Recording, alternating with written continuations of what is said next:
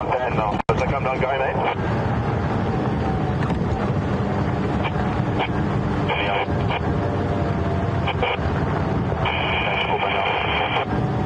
Yeah, my left hand side from my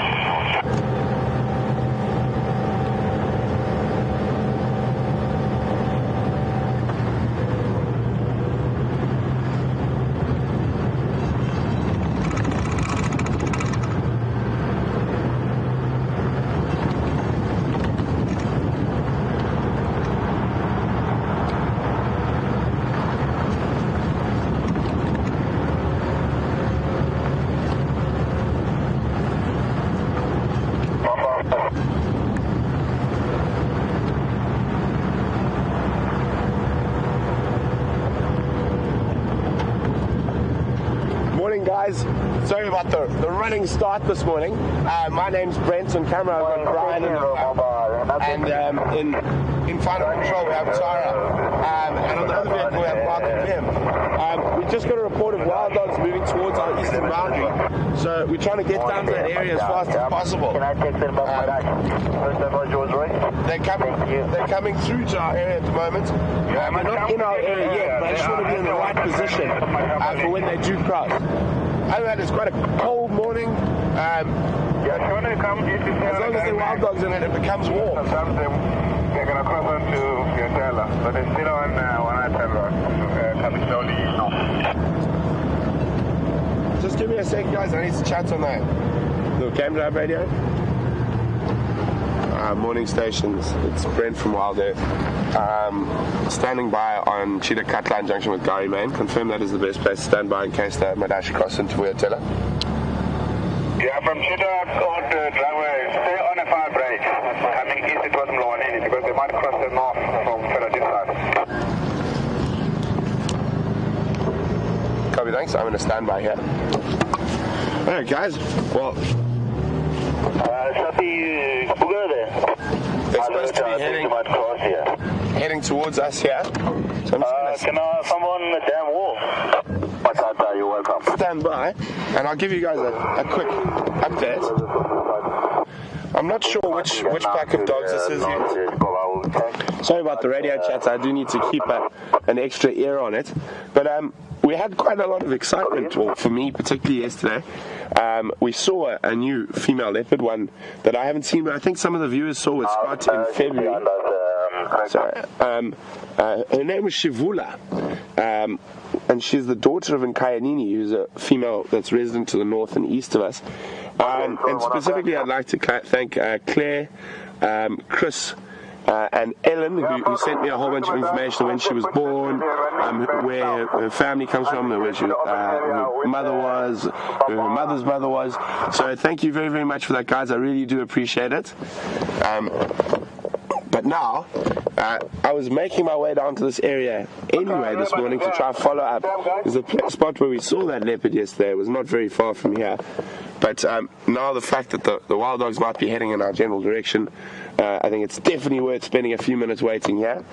And for those who might be new viewers, we are live, so you are watching us live in the African bushveld, and we also are interactive, so we can take questions while we're out in game drive, and you can do that by emailing questions at wildearth.tv, or you can just use the hashtag Safari Live if you're on Twitter. Is there any Cheetah plane station that can copy me? Is the other from do my research camp? Standing by, morning. So that is the area where the wild dog's supposed to be coming from.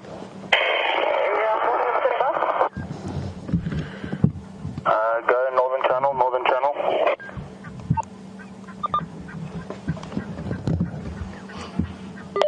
Standing by, send.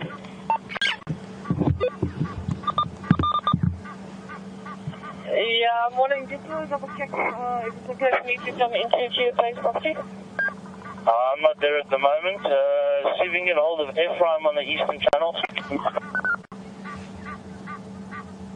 We can hear an Egyptian goose. Sounds like it's alarming.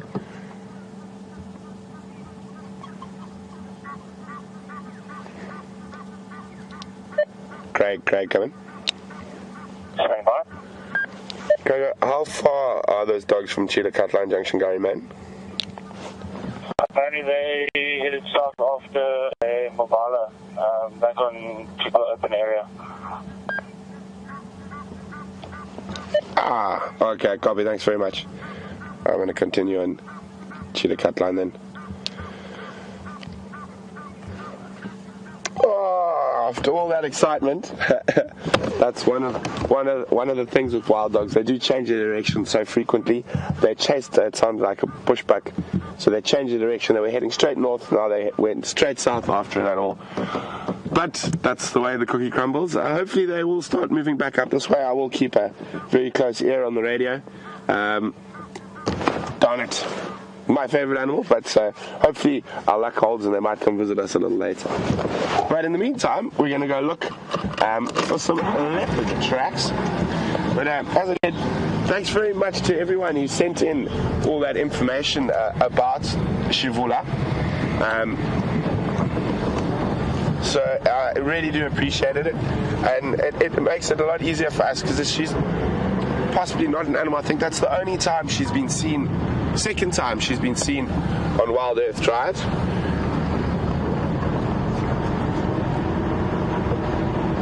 Hello, lone gnu and a zebra.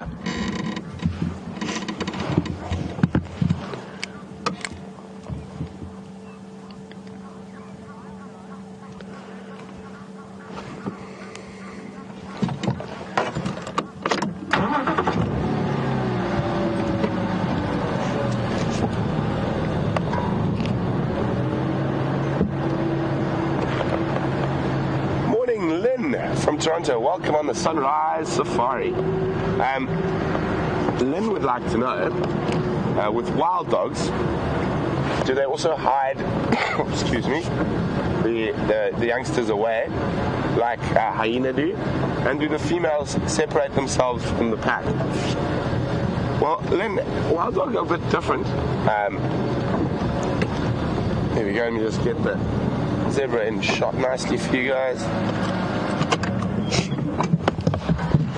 So, Lynn, wild dogs are actually one of the more social animals in the bush. They do have dens like hyenas, and they use the same type of area as a hyena would use, that disused aardvark burrow. But the pack stays together generally. The only time they really get separated is while hunting.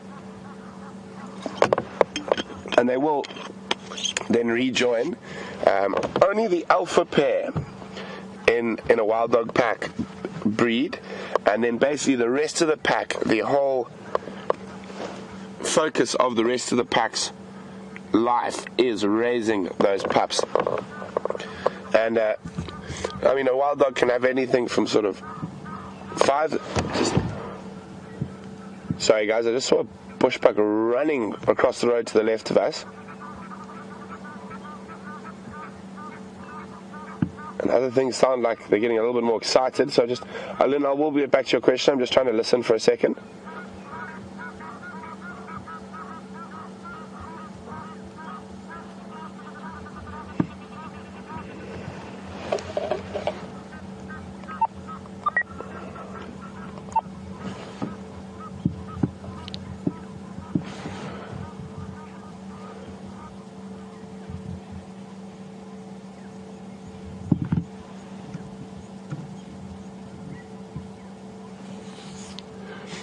Sorry, Len.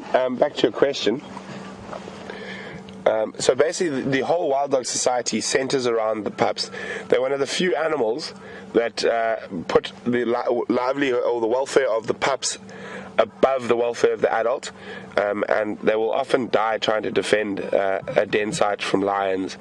Stations are managed to relocate Dundee. She's on the western side of Kudu Dam. Sorry, just listen to the radio there. Okay, come on. Okay, copy. There's quite a lot of noise going on. I just really need to listen for a second.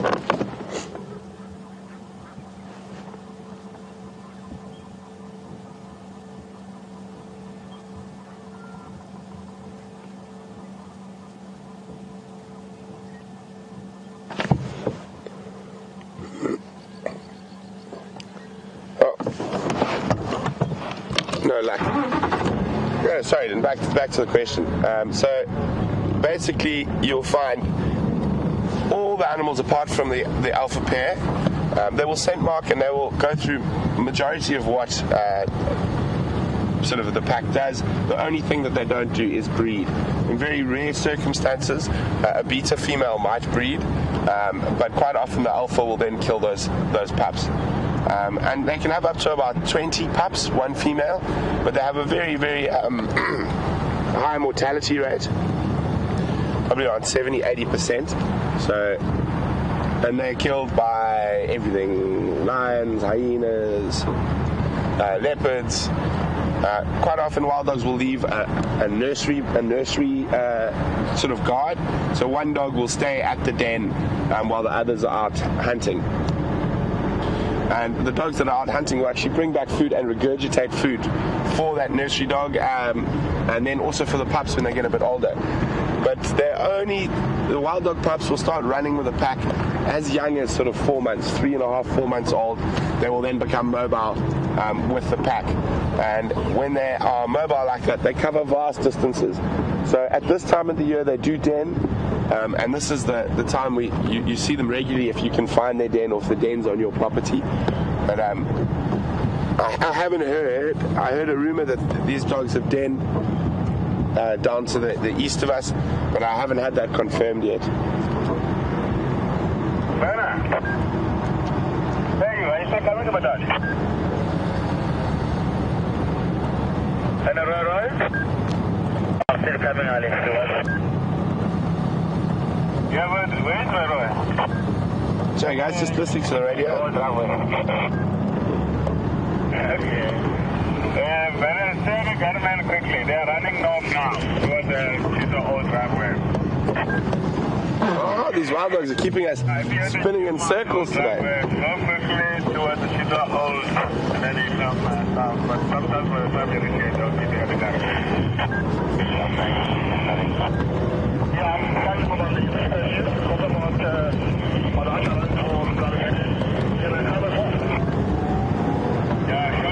going to be putting out Roy coming in. This is station number 1. Alright. Roy, can you take number 1 there? So it sounds like they're very close here now. Again, they've changed their direction. That's what I said. I didn't want to go too far from this area. Where are you? I'll take it. I don't think so. Yeah, well, we have to do that to the tower. I'm right here now. Okay, looking at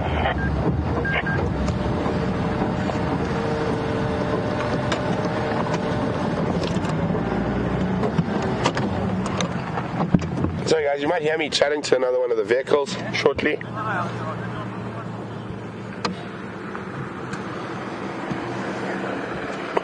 Morning. Where are they coming from, Roy? This side? Okay, I'll stand by here.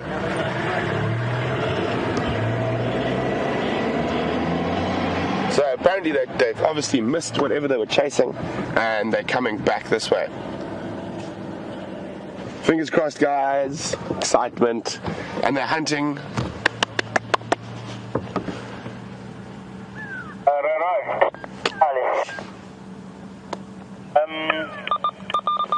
They are hunting.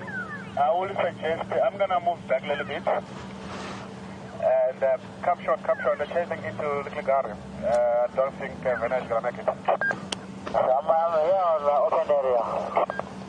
Oh, okay, I can see you. Enjoy. Morning, Annie K. Welcome on Sunrise Safari. Annie K is just saying that zebra we saw a while ago looked pregnant to her. I'm afraid I didn't actually look that closely, Annie. I was very much focused on listening for alarm calls and stuff because the wild dogs are in this area. But it's quite possible. The one thing zebras quite often look pregnant is because they always have a very distended stomach because they are high in gut fermenters. So they have a lot of gas in their stomach. So a zebra always looks very, very round and in very good condition, even though they might not be. One of the ways to tell is actually the states of the mane on its neck. If a zebra is in bad condition, quite often that mane will flop. But I definitely didn't see a floppy mane. It's very possible that that one of those zebras could be pregnant. I'm afraid I just didn't look that closely. Sean. And then Chris will be tested by the men in the area because they're running towards JC Brink Plant. They might cross over to Touchwood Vietera.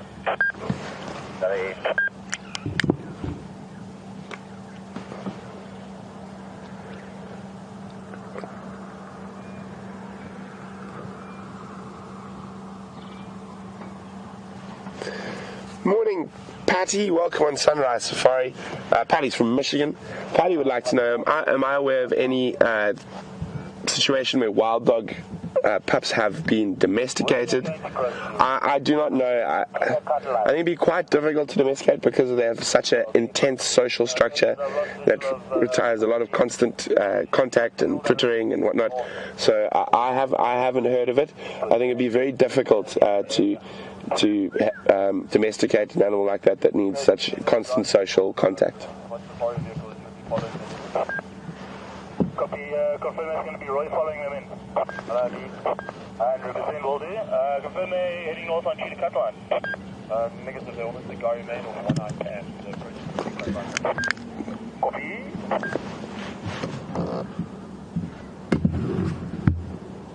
Tara, I've got visual of one of the animals. No. Okay, here they come, guys. They're going to run straight into us. Patience has paid off this morning. Morning, how are you, Woody? Yeah.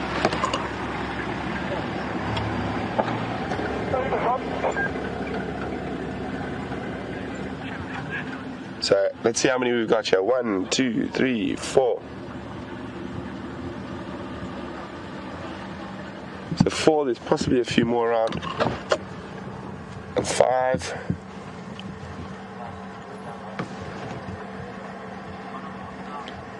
So it's quite possible they could have denned and the alpha female wouldn't have been with them. So we need to do a bit of a turnaround.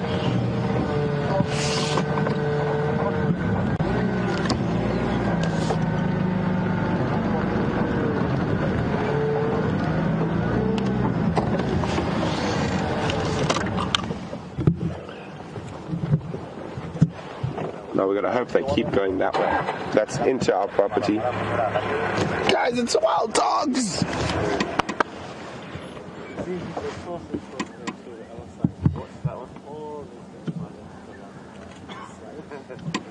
They're listening carefully. Definitely on the hunt. So huge ears are using a sort of incredible sort of satellite dishes to pick up all sounds.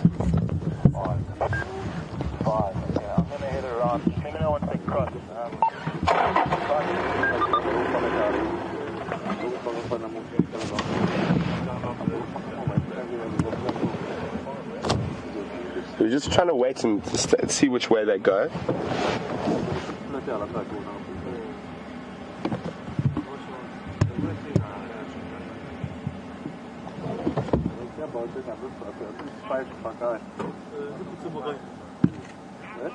Guys, isn't this amazing? I love the colouring. I mean, look at that front right paw. There's almost 3 little spots there like on a dice. Now, it's a nice, very distinctive marker for that dog that we'll definitely be able to follow up on. But the Latin name for wild dog is Lichen pictus, which basically translates to painted wolf. And their markings are so beautiful. And each dog has a very unique set of markings.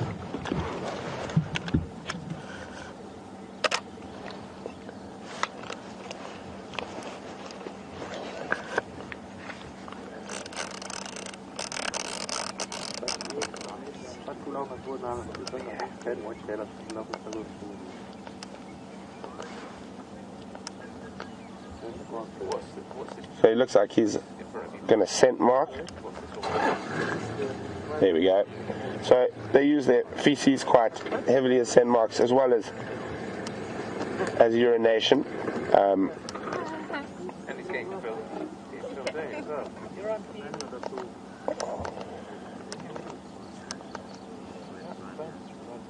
Now that is probably the smelliest of smelly poo. You do not want to drive over that. It's worse than lion poo.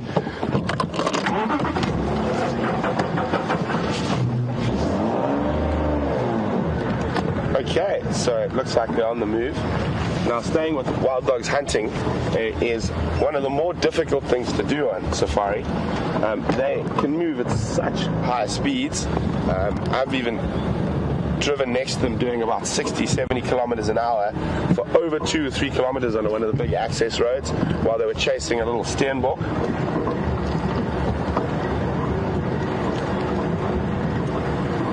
Well, let's hope. Oh, there's dogs everywhere. Another one popping through the bush. So I've got 1, 2, 3, 4, 5. I'm not sure which pack this is yet.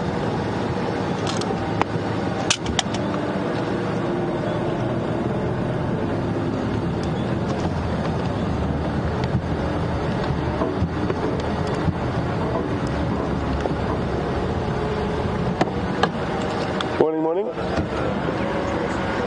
I've got stations in the north. The I have crossed it to Cheetah Cut Line Junction, Curry Main, and I'll mobile north along Cheetah Cut Line. 2 stations here.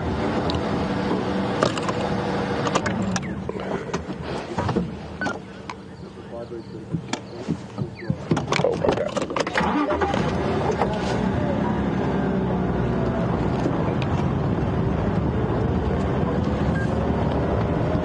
Make your way there, just cut west into the block. I'll try to stay with them. Between sort of Leadwood Road and Cheetah Cut Line at the moment.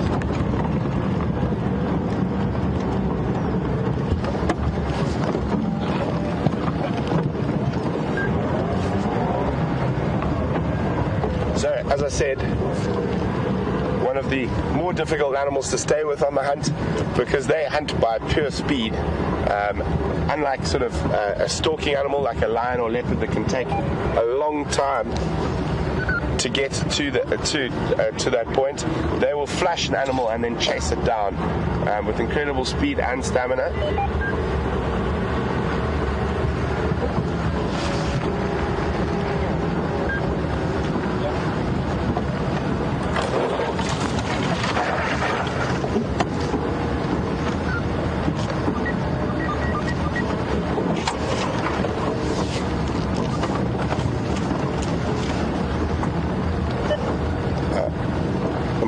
Now on that old little link road that went to the old hyena dam off Cheetah Cut Line.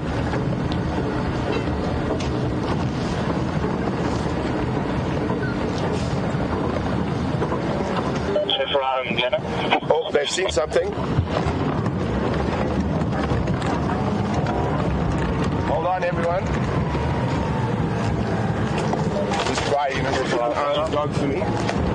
I'm going to try and make sure we don't end up in a hole.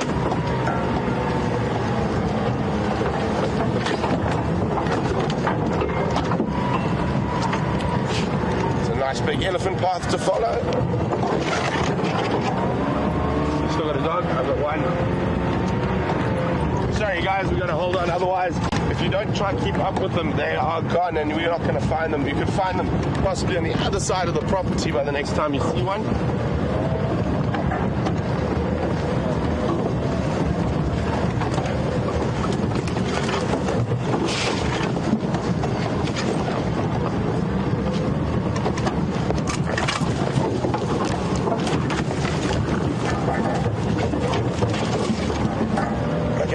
I got another one. Okay, so they obviously saw something and chased. Must have got away, and it looks like they've abandoned the hunt of whatever they were hunting, but they definitely haven't stopped hunting yet.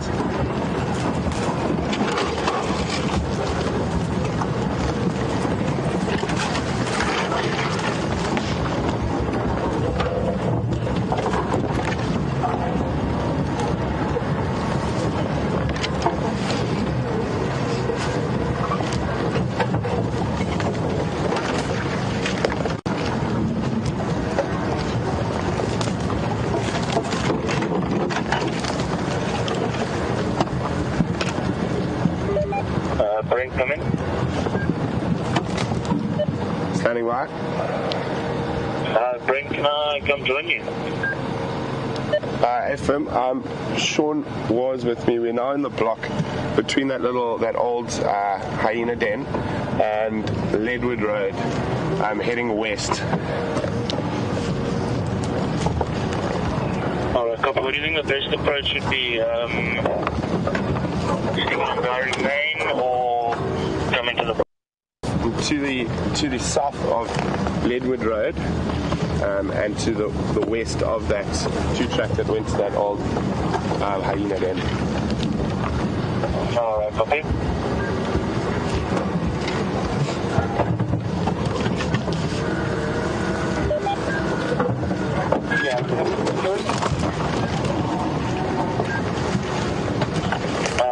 Hey guys, oh, that was close. Hey, do you want to come to my dad and wheels? Yeah, okay, but my dad is in wheels now. Yeah, well, they're between Old Music Kaya and Leadwood.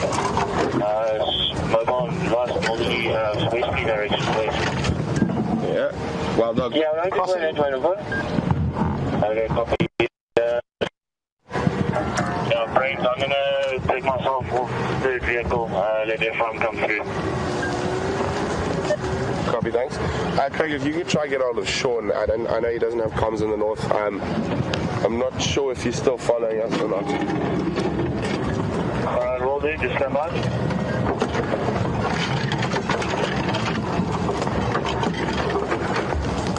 Our best access will be on Leadwood from Cheetah Cut Line.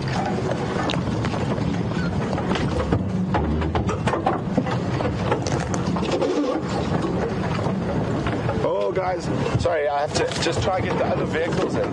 One of the most amazing things about having these wonderful little short cars is we are a lot more maneuverable in the bush than the longer game drive vehicles, which gives us, we can move quite a lot quicker, and with an animal like Wild Dog, that's imperative to stay with them.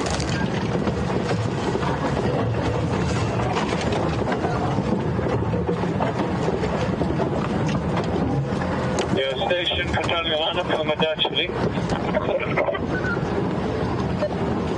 Come in, go ahead, Lee. Number area, I'm also interested in taking a standby from me. Copy, Lee. You can take first standby. They've now crossed Leadwood, heading towards Mumba Road. It might be worth standing by on Mumba Road where that little drainage line dips. I'm going to try stay with them through the block, but it is a difficult block. Alright, is that Go firm.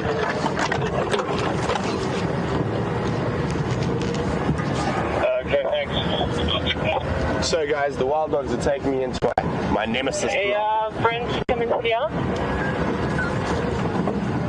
Standing by. Hey, sorry, some issues here. Can I take a standby? Standby too. Firm, make your way.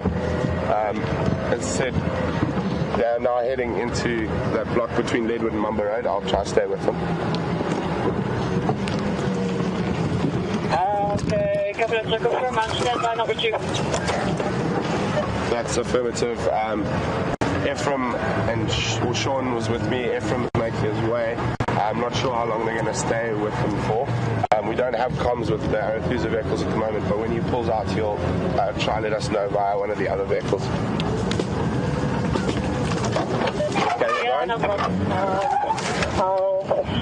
No problem, thanks. What's the second one there? Brent coming. Standing by. There we go. Indiana coming. Oh no, this is gonna die. There we go. Brent coming. Standing by. Sorry, what's my best route in there? Leadwood or Gary Lane? Animals have changed direction. I'm now in the block They're heading down towards Mulwati near Twin Dams. Sorry, stand by, they've seen something.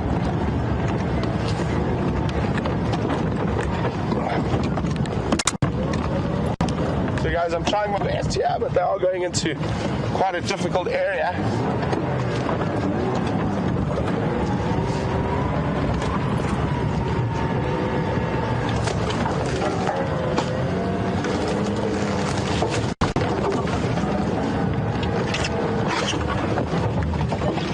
They have chased something. I don't have visual on what it was. They headed sort of southwest in that block towards Twin Dams and the Mulwati.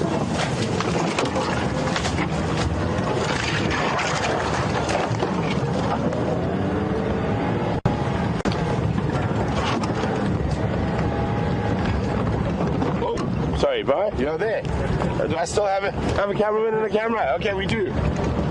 Okay, the last spot I saw the wild dogs running through was here.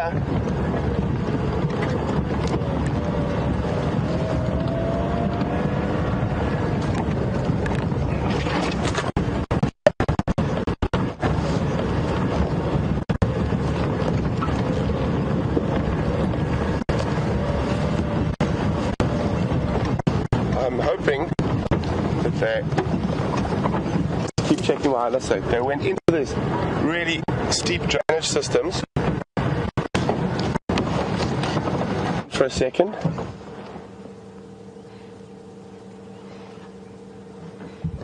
We're behind us. I hear a Franklin alarming. So you can see there's really deep drainage lines that if they do go in here, it's going to make it very difficult for us to follow.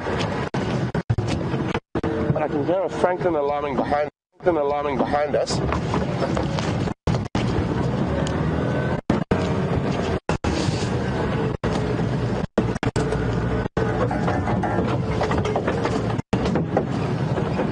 And you see how quickly it was. They saw something, they shot. Standing by.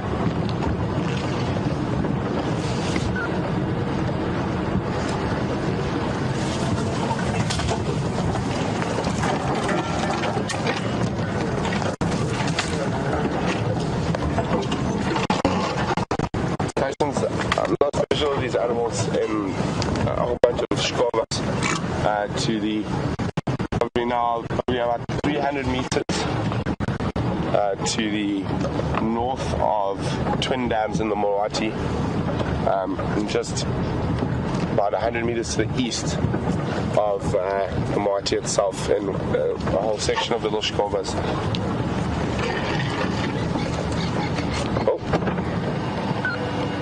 A couple of beggar boys just north of the junction number to that line. So the last place we saw them was disappear into this myriad of very steep drainage lines. Okay, and yeah, more Franklin's alarming a bit further away from us now. Now the next trick is whether we can actually find a way to get through there. So far, I have touched wood, we haven't had any big holes and I haven't lost Brian or the camera. So, guys, I might have a bit of signal breakup. I do have to cross one of these very steep little drainage lines shortly. I'm going to see if I can get a car down here. That is a negative.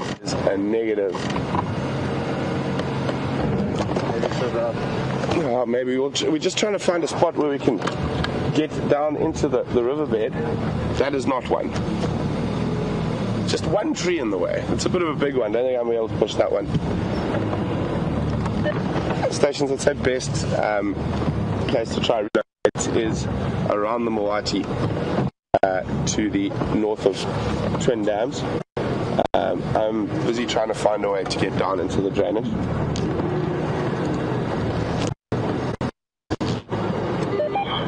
You know you just want to drive off the edge there. Just go for it. If I could, I would.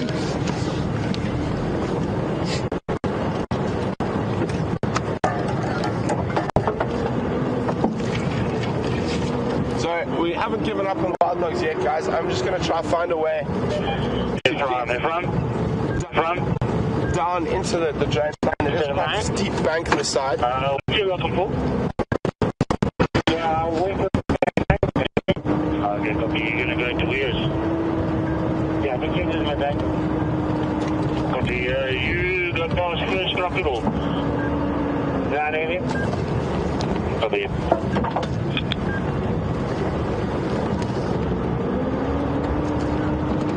I'm going to be crossing over to Topwood.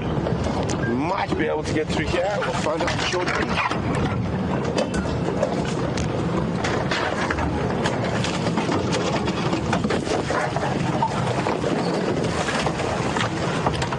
And that's negative.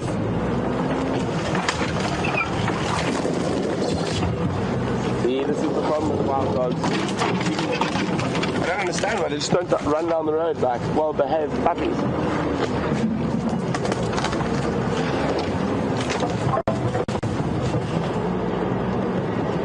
Okay. Thank you.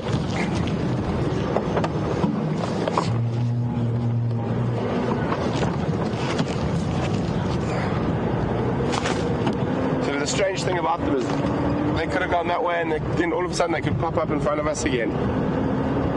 You saw how many times they changed direction while we were following them.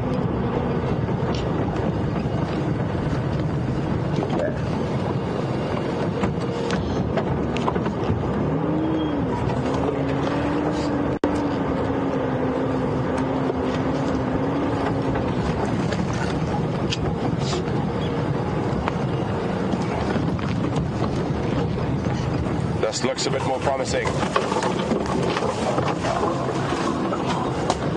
So if anyone is a new viewer or just tuned in, we've been racing through the bush after my favorite animal, the African wild dog. They've been hunting. We saw them just disappear at a rate and not into this really thick and steep system of drainage lines. And we're just trying our best to find a way to sort of get back on their tracks and find a place to start following them again. Has anybody's got an update on something drove this morning? Quite keen on this. What's your thorns there?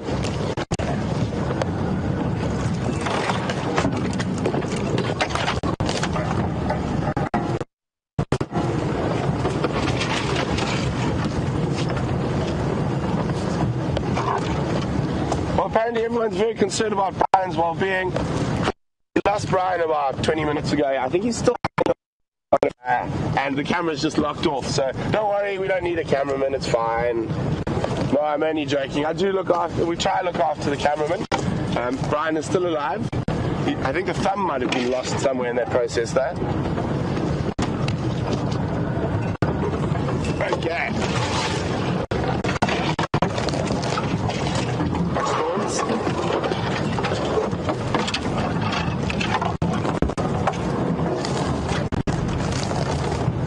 Okay guys, as I said, we might experience a bit of a signal dip now. I have to drop down into a drainage line.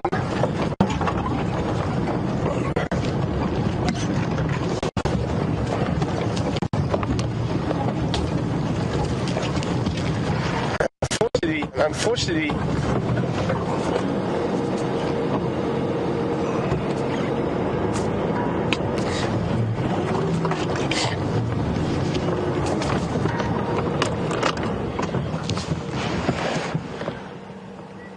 okay guys, while we try to get through here, we're going to cross over to Marcus. I know he's got something really sweet for you guys. We're going to keep on the trail of the Wild Dogs, and we'll see you just a little bit later.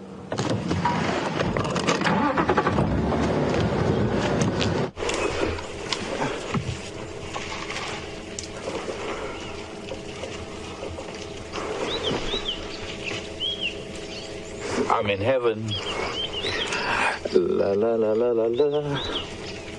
Good morning. Welcome to the Jigger and welcome to another part of Djuma Game Reserve. It seems that our animal drought has been broken, I think, since Brent is back, having leopard last night. And now the wild dog. And morning, madam. Mrs. Elephant and her children.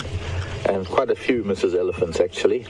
got a nice family group that are on Spum Road. We're heading north, going into, they've just crossed Gowrie Main. I picked up their tracks on Gowrie Main and followed them up Spum Road. Well, they hadn't crossed Spum Road. I thought I might go to Treehouse Dam. It's not very hot. It's overcast. It's about 15 degrees Celsius, I think. That's roughly 53 in Fahrenheit. Look at that little one. I thought he was going to dig in the sand. And let's move up a little bit to see these fantastic beings.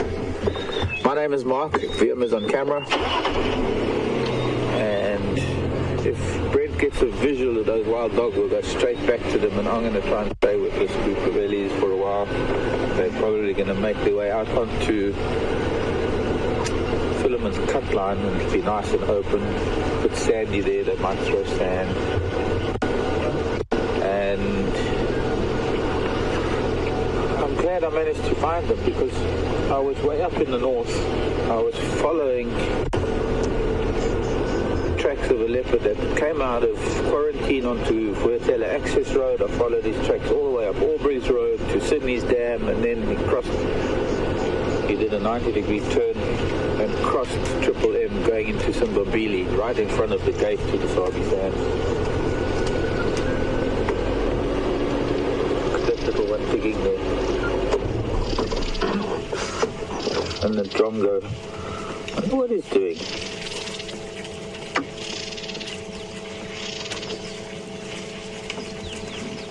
Playing. There was a drongo catching insects next to it.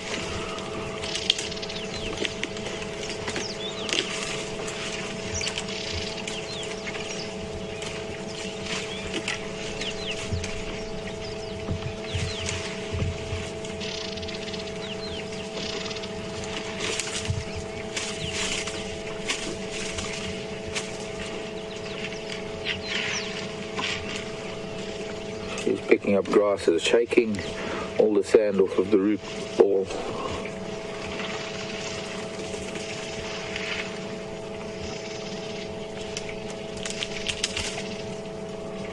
Actually moving twigs out of the way to get to other greener pastures.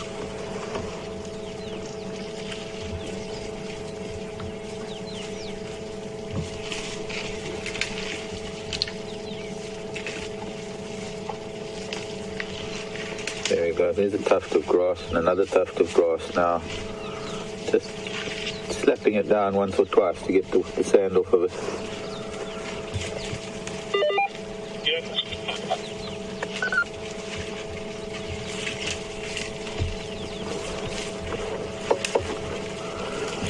The bush is a little bit dense now, but I'm hoping that we'll get a little bit more open as they move forward. Let me move a bit forward.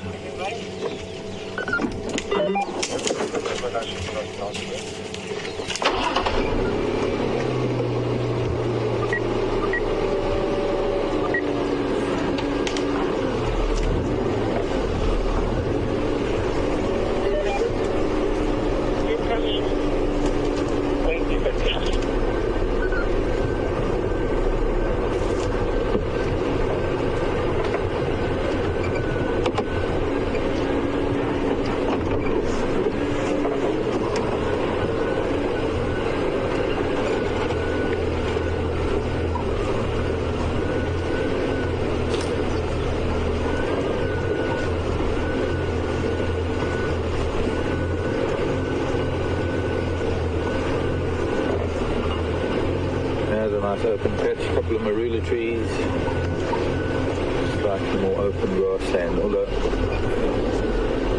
being a little bit more open means there's not too much for them to stop and feed on, but that's fine. I mean, find a position here where they'll probably just eventually wander around us, hopefully. Just wander past. There's a little one playing with a stick.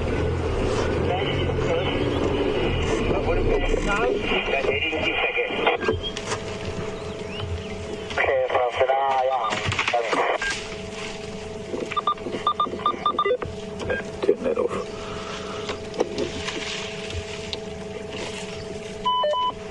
Because we don't want noise now.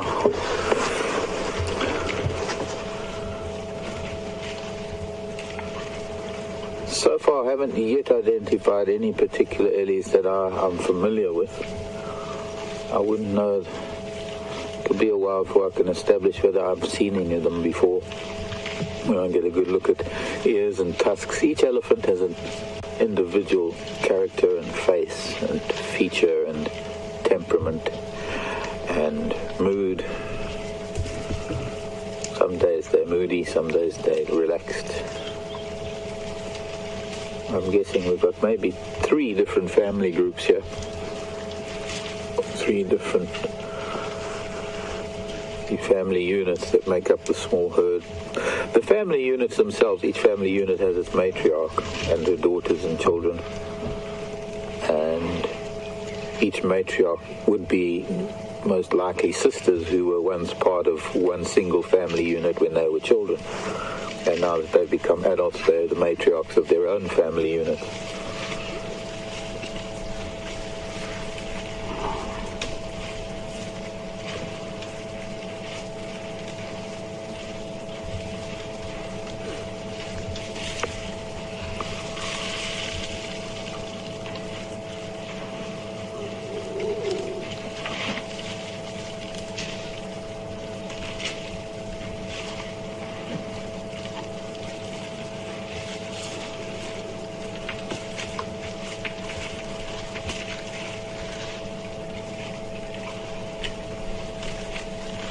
Questions at WildEarth.tv or hashtag Safari Live if you're with us and with these elephants.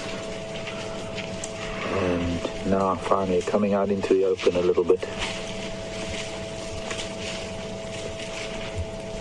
Big girl.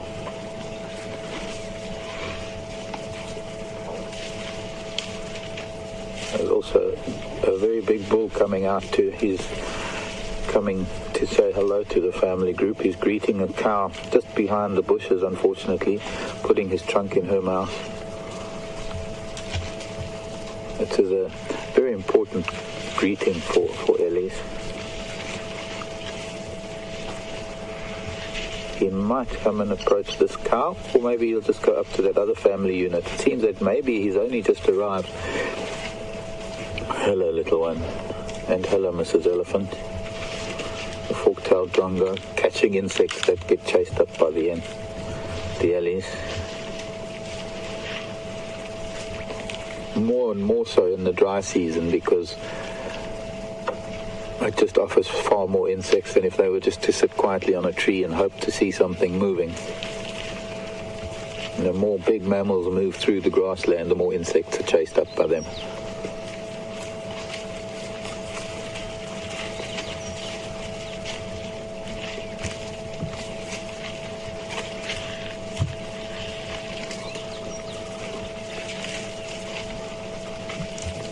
Grab something with his trunk and use the toe to break it off of the ground.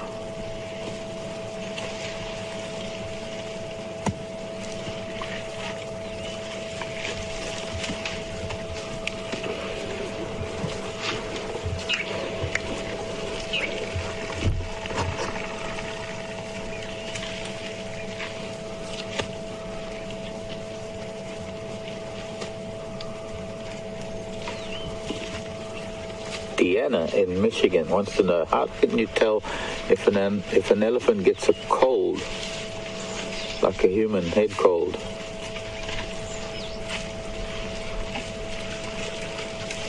I guess it gets a runny nose. I don't know if they're susceptible to that. Maybe, I'm sure maybe they are some sort of course they'd be susceptible to pneumonia. I think any creature is.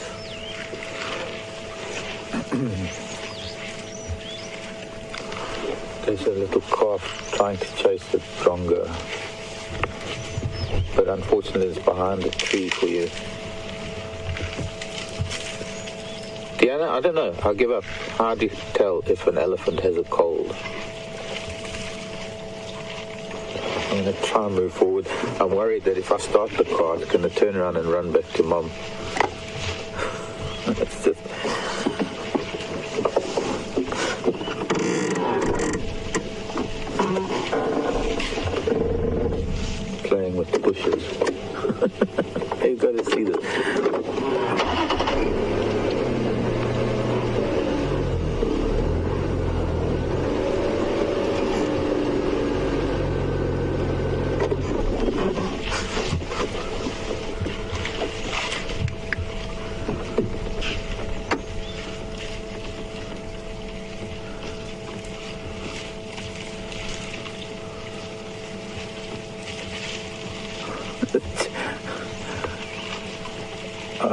behind the tree. Hello, Juliet in Wyoming. This little elephant was reacting to the little drongo.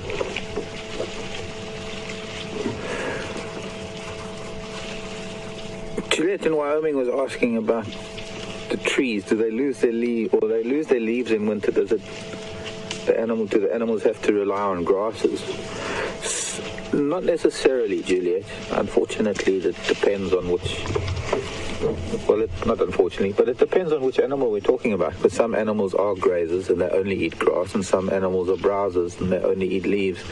And there always will be leaves. It would just the nutritional value of the leaves changes in the dry season. Not all the trees lose their leaves. But elephants are lucky because they have such a varied diet. They will eat branches, they will eat roots, they will eat bark. See, the trouble with being with a herd of elephants, you don't know where to look first.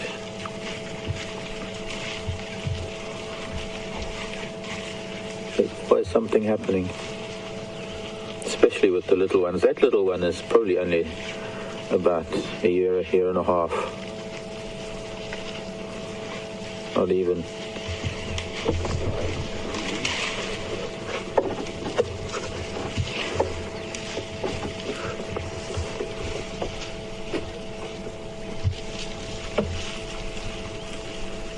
This little one, probably going on about 3 years old. And I'm trying to move. It's digging at something.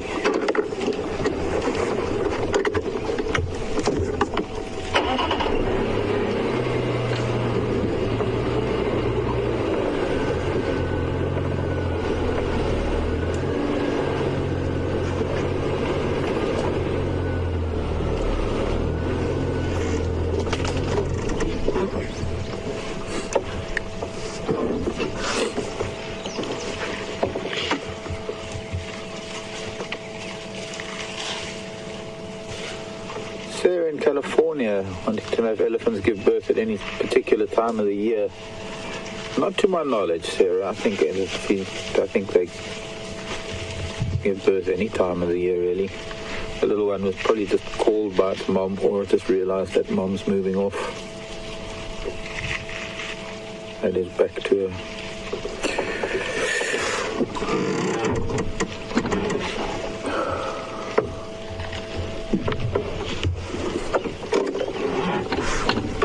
Wonderful, isn't it? Spending time with ellies. Oh no, it looks like I'm headed to the Arctic. But it is a bit chilly this morning. Oh, let's see. Let the others catch up. They're all...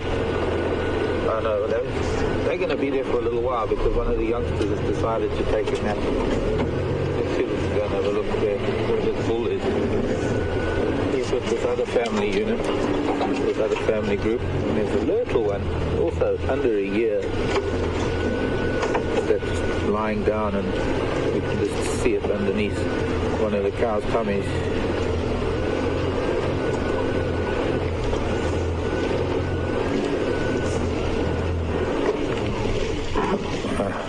Got up now. They're all moving off to follow the rest of the herd.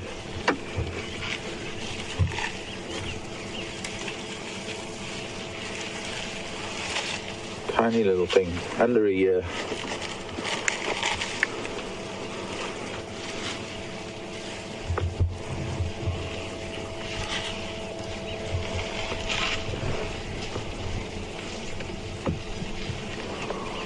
Hello, Marianne in Arkansas.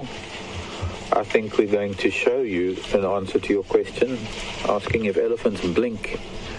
They do indeed. With very long eyelashes. Of course, now his eye is hidden.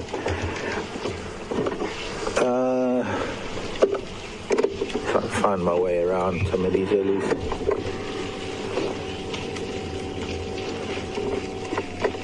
Stripping a lot of leaves off of that jackalberry. Baby jackalberry growing underneath this marula tree. Might make a noise going through. There comes the little one coming back to its older sister just here.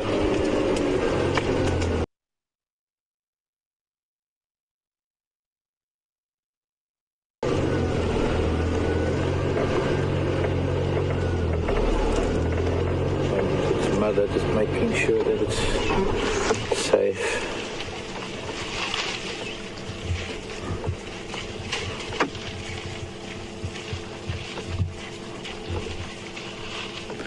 Siblings. So let's have a look. Do elephants blink? Mr. Elephant, sir?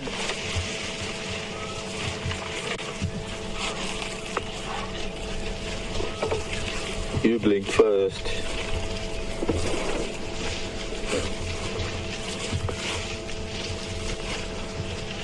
He's having a good time on this jackalberry.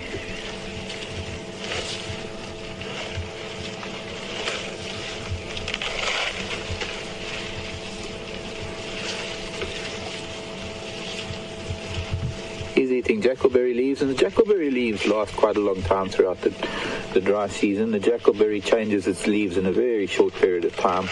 They'll all go yellow, fall off, and the new ones will come out fairly quickly. And the rest of the family are actually eating bush willow leaves that are also slowly fading in color and obviously nutrient value. But they don't really need very nutritious things because they only digest a small percentage of what they take in, as long as they've got the right roughage and the right stuff. It's not a jackalberry, is it?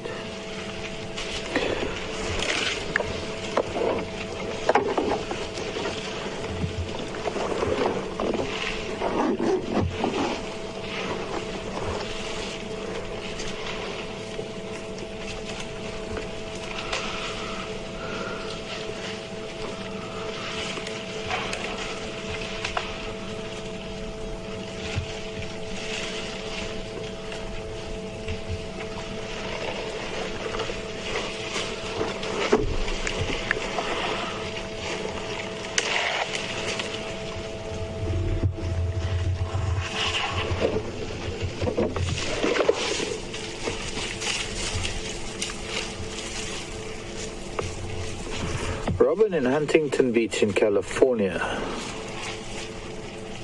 See now that mother, that female, she's... Where's the little one? Is it lying down again?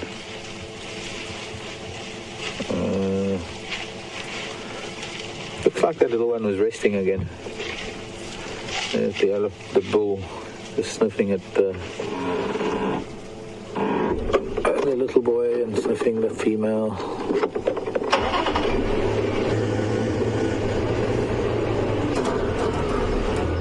Calcium. The question is calcium. Where can we get the calcium from? Well, I think a lot of minerals they get from soil. They pound, they'll eat at the soil on termite mounds.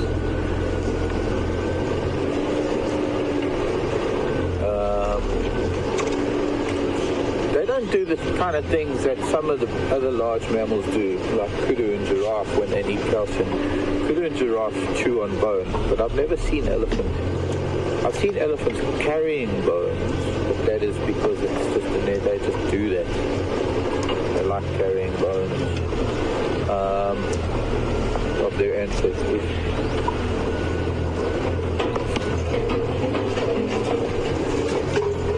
Otherwise, there are some of the plants do some of the leaves that they eat, some of the plants that they eat have calcium.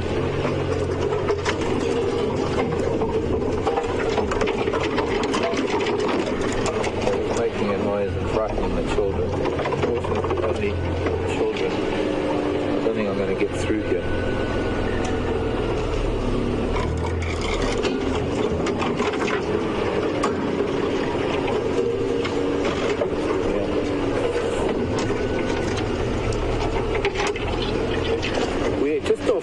Road. We're just west of Spam Road,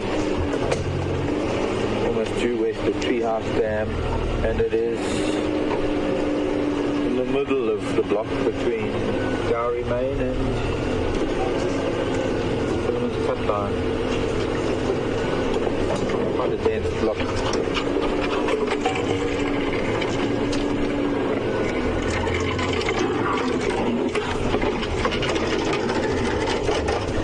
See if we can make it through here. This Terminator will pop up afterwards. Could have missed the knob there. Black monkey there.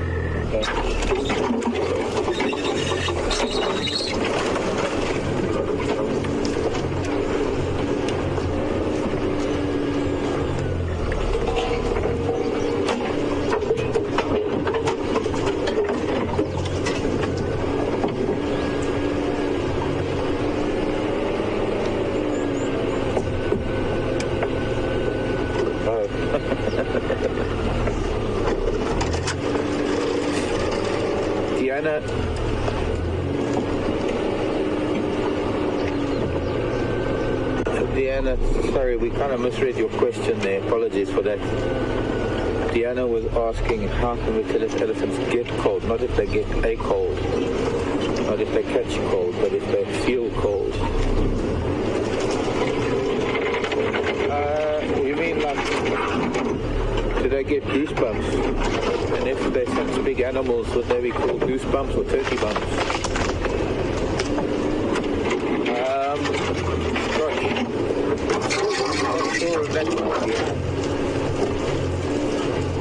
They would stick to rather dense foliage out of the wind and out of the weather.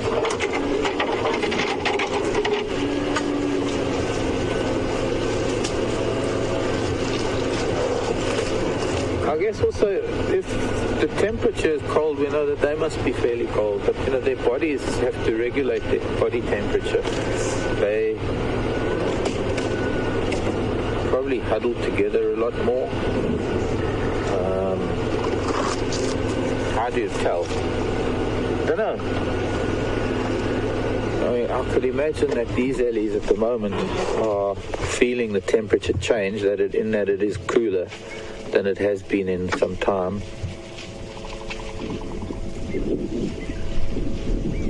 We are getting into the colder months of winter.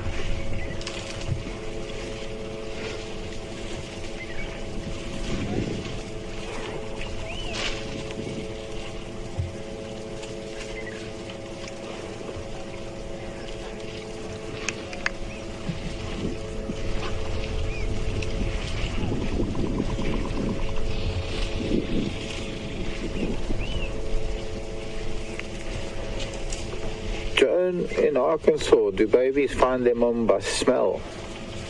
Well, partly, I think, Joan, yes. Partly. But they will recognize their mothers by sight, by sound, by feel, by where they are, they're never far from mom, and they're only ever, if they are not with mom, they're with an older sibling. In these circumstances, I think in the much larger herds, when a child looks up and mom might have moved off browsing elsewhere, it vocalizes, and it's like most animals, even birds. I'd like to see if we could. There's change now because the car's moved to the front, and I'm going to try and drive forward. But there was a very interesting thing how that female was actually caressing the calf with her tail. The calf was standing behind her, and she was making sure that at any moment, every single moment, she had physical touch with her calf behind her. But she obviously can't see him behind her. But now I think it's gone forward to suckle.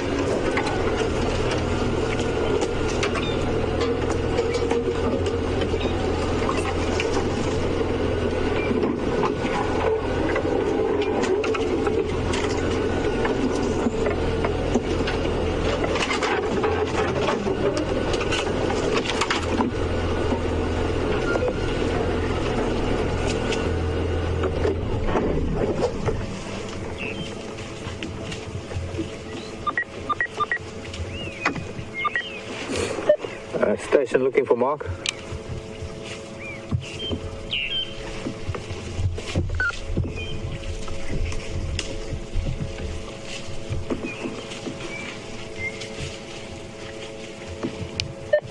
Which station looking for Mark?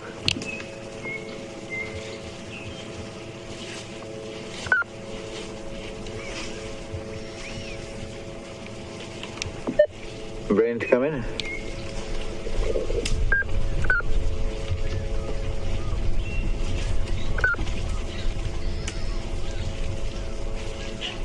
Oh, can't get anyone on the radio.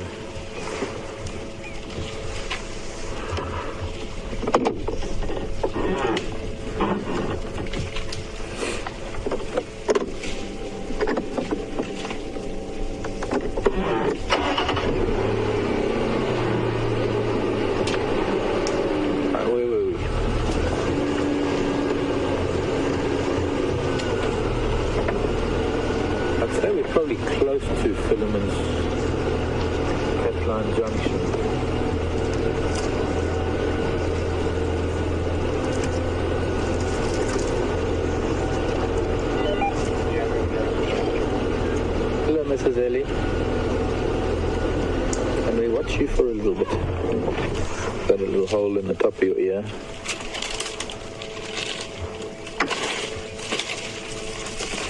Trying to get her foot in there to break off this. What she's eating is the recoppicing of these small acacias. You can see that they're a little bit blackened because there was a fire here in late winter, early spring, I think. Just sometime before we started in November, there was a fire here. And obviously, it was quite hot in places. That managed to kill off most of the top of that tree. And she's bending some of the dead trunks over to get to where the trees are regrowing at the base. What we call recoppicing. Hello, Mr. Eddie. He's sneaking up behind us.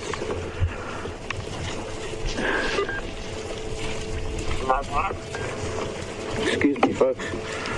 Go ahead, Ephraim. Yeah, what do you think I can do there? Yeah, you're welcome.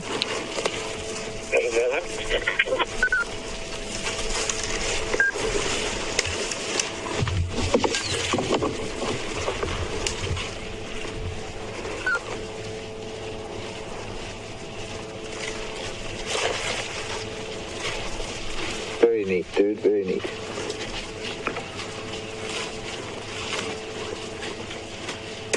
You see, now she's moved off because of him, not because of me. He arrived and she's gone back to the family group.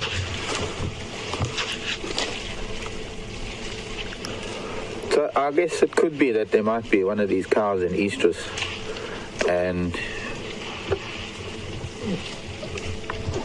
he might be following on some sort of pheromone scent that he's picking up in their urine and their dung. Or he could be related to them and he's socializing with them. But it looks like the cows are keeping everybody in close quarters now. They're all bunched up. Shall we go, Mr. Ellie? Shall we follow the ladies? Just remember, I'm not in competition with you. I'm just a silent observer. Relax, dude, relax. I'm going to go this way. You can go that way.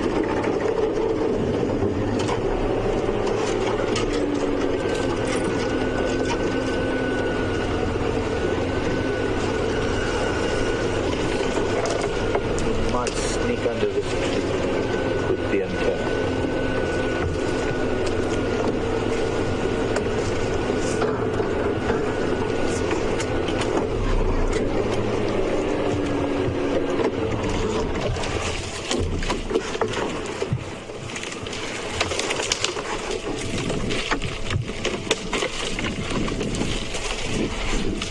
The same thing, getting fresh growth from the summer.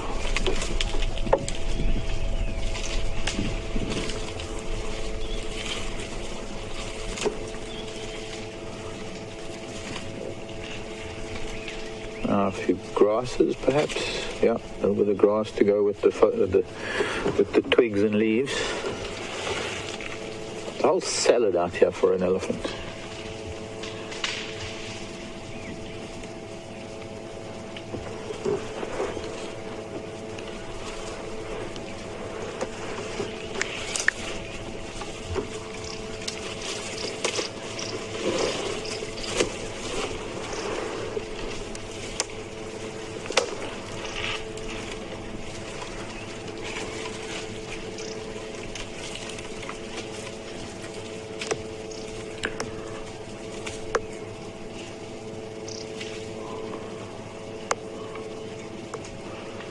morning, Brenda.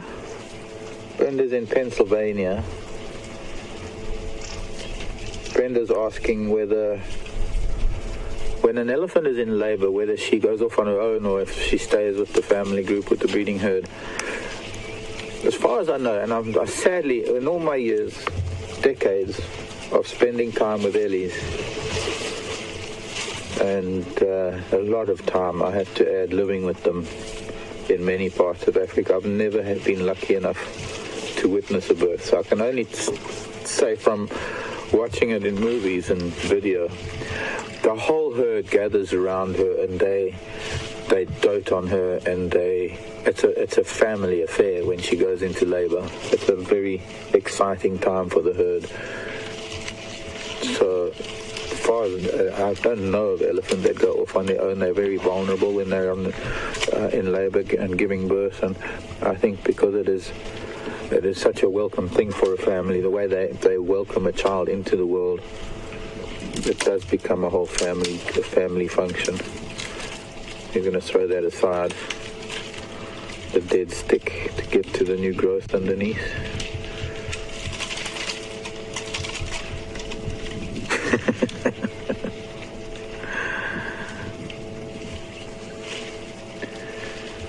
And now I'll grab it and kick it.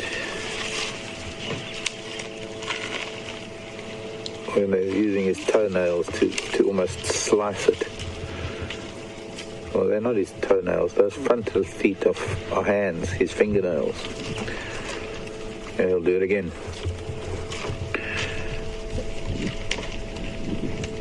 A side swipe to the toenails, and again. There you go. Thank you, Mr. Eddie.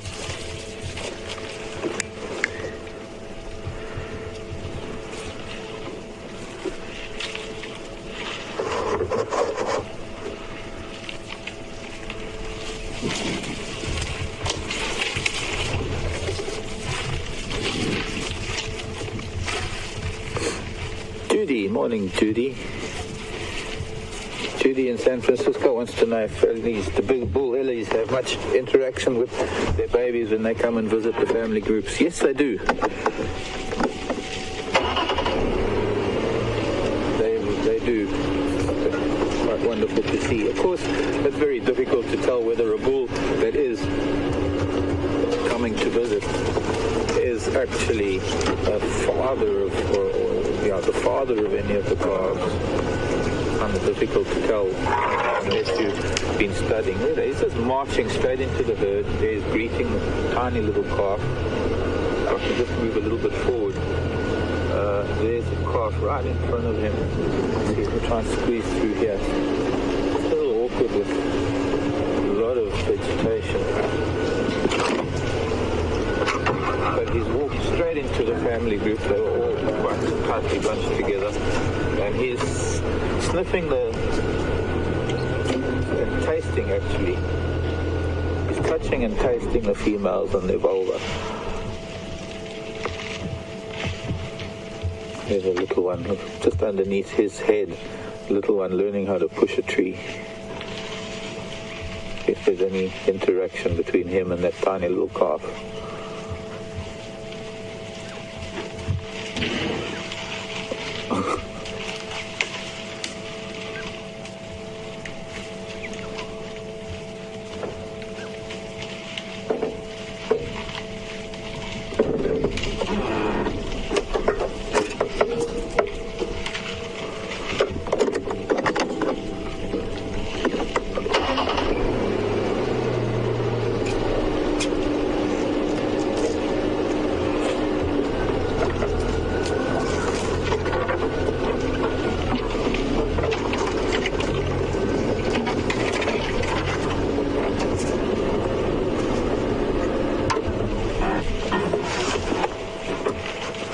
Suckling.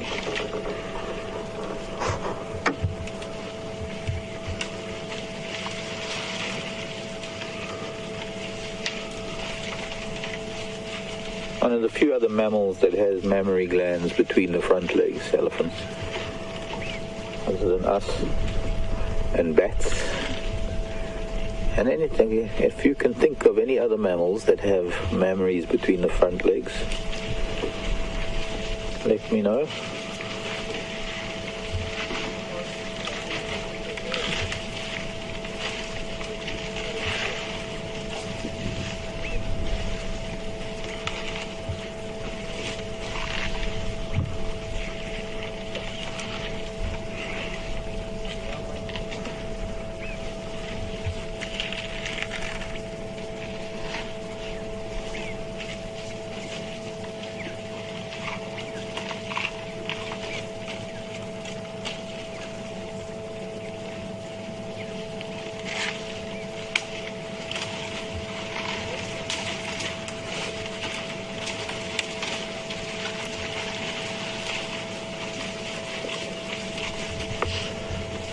And time to move again.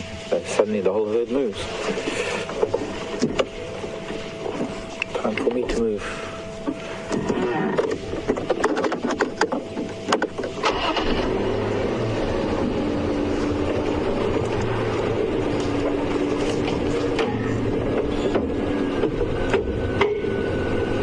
Hello, Chris. In Adelaide in South Australia. Morning, Chris. Well, it's good afternoon to you.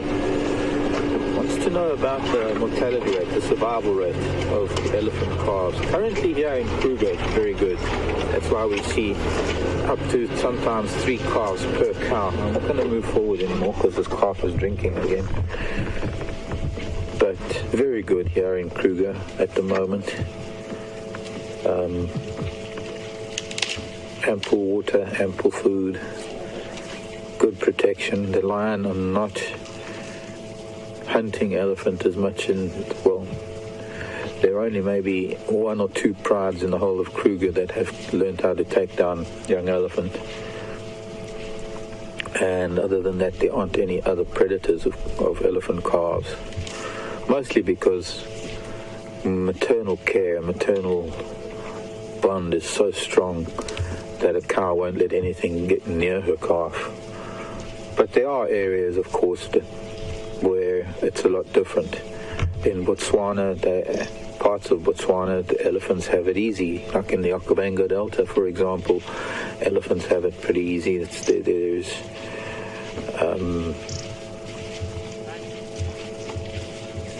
12,000 square miles of inland delta with waterways and lush green vegetation, and they do well there. But in the northern part of Botswana, there's somewhat of an overpopulation of elephants, in a sense. It's only really because elephants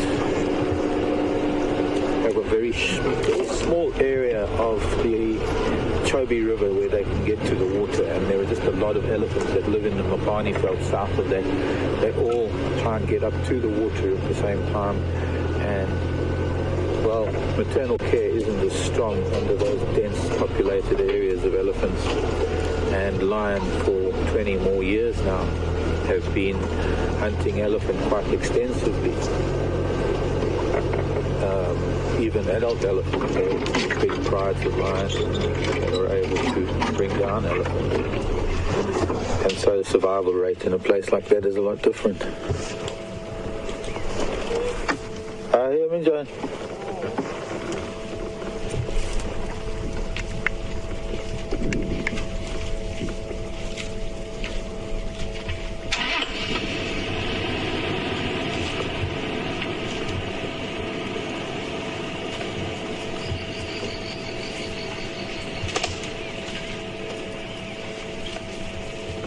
Annie and Morning Glory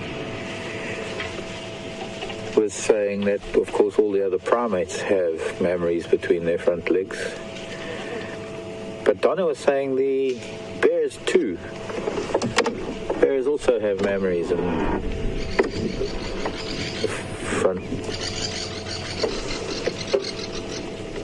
front arms, front legs, between the front legs.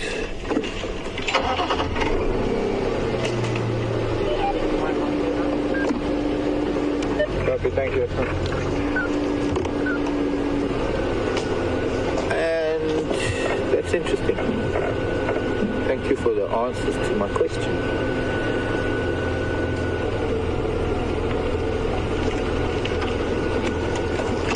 Now I can answer one of your questions. Hello, little Ellie.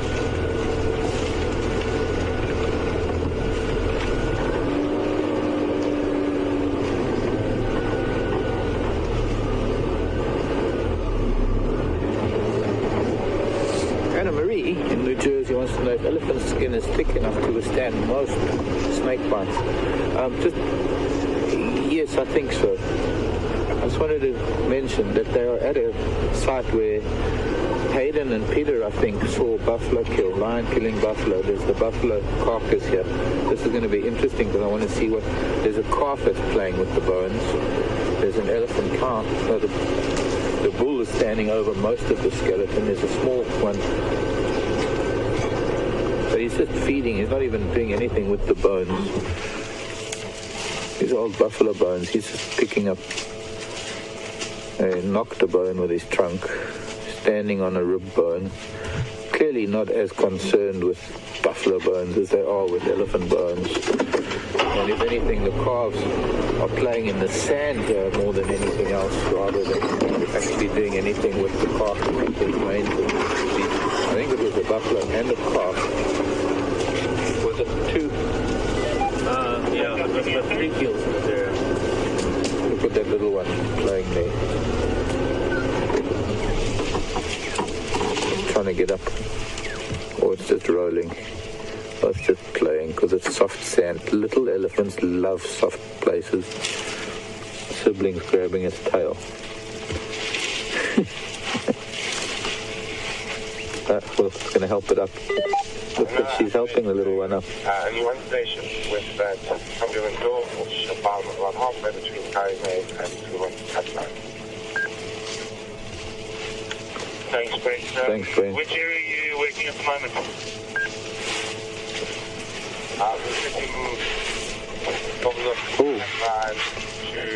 That was not very nice, Mr. Elephant. That's nasty. That was really nasty. He just backed up into them and scattered them with his legs. Alright, thanks. Last update I got, I don't think there's...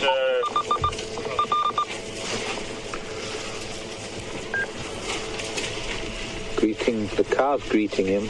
Maybe she's the one who's in estrus.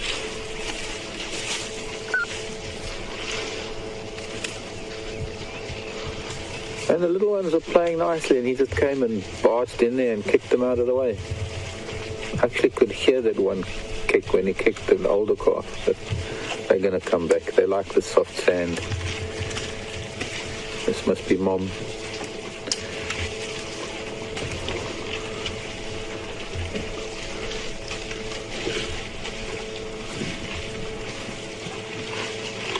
Guiding the calf away.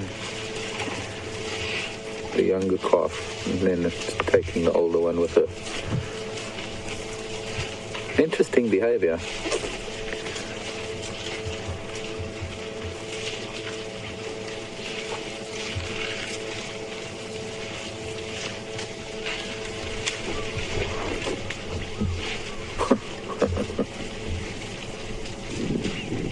Wow.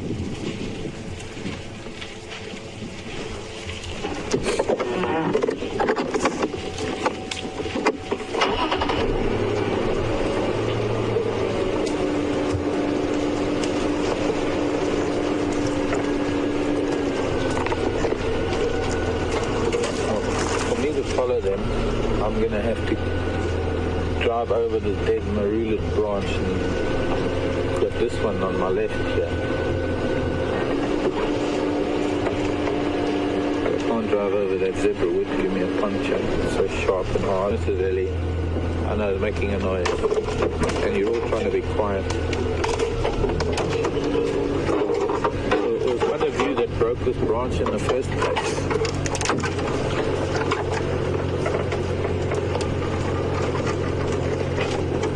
Buffalo carcass. It looks like only one carcass, one big buffalo.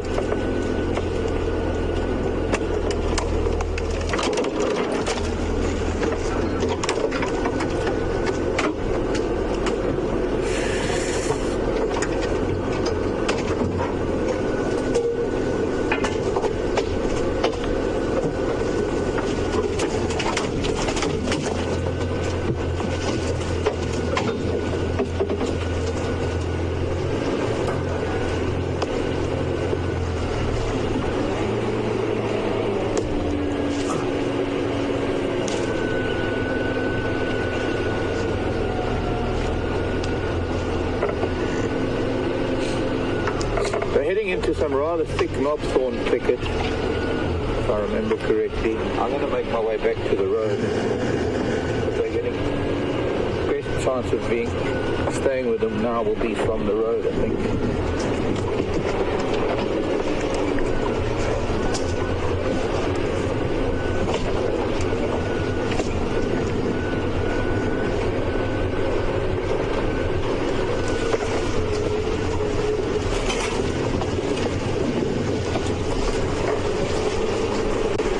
In Nevada.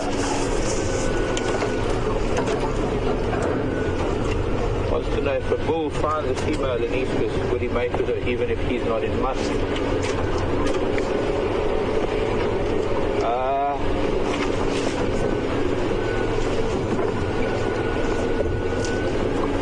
Good question, Kathy.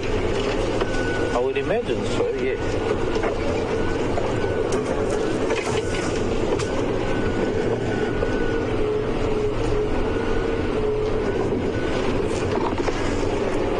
It will also depend on whether the matriarch allows him to or not.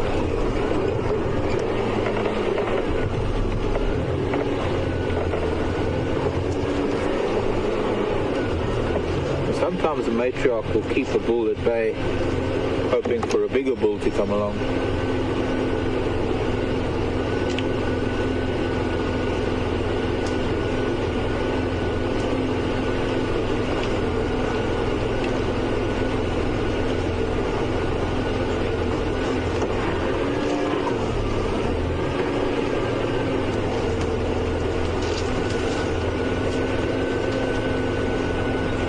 WildEarth, everybody.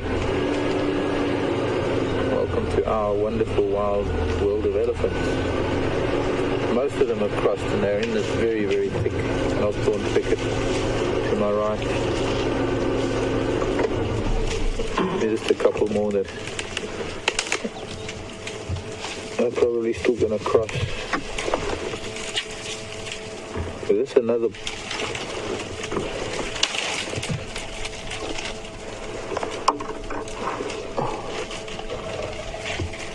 Big.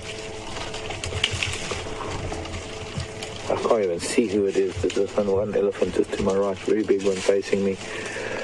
Tusks are only a few feet away, but it's so dense I can hardly see who it is. I can see one broken tusk.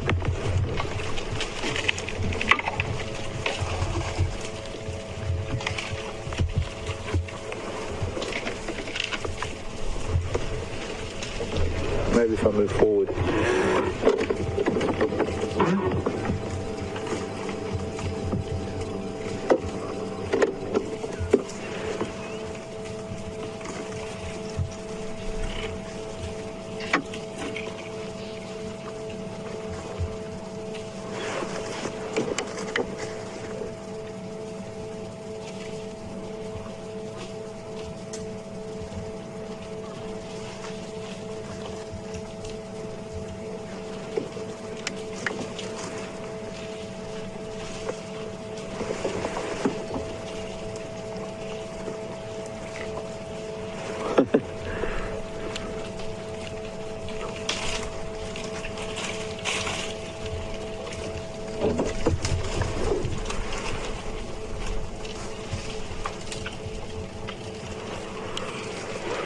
Morning glory in Missouri. We're referring to that grumpy old bull that was doing some nasty things. Have I ever witnessed that before? I have witnessed similar. I don't know, it's just a bull being a bull. He doesn't want the children to have fun. What do I read into that behavior? It's hard to say. It's hard to think of it without being anthropomorphic. And whilst a lot of the time with elephants one can, because they do have human emotions, they do have... I need to take some of this off. They have similar things like jealousy and the kind of emotions that we go through. I don't know, maybe he was just the children were having fun and he didn't like that. Hello, Mrs. E. This is the first one we actually came across, and that's next to me now. I'm going to move forward and see if we can see her better. She's very close, but it's so dense we can only see parts of her.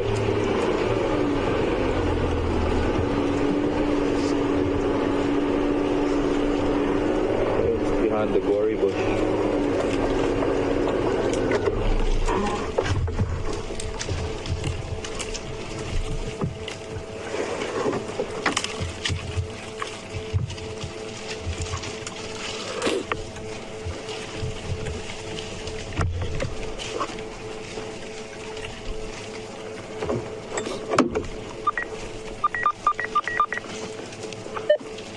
Station Slumberlandloof now on Spam Road.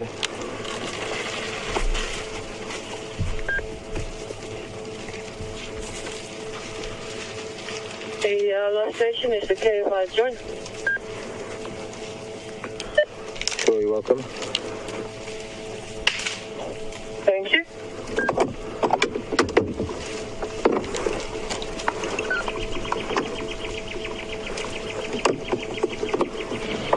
You behave yourself.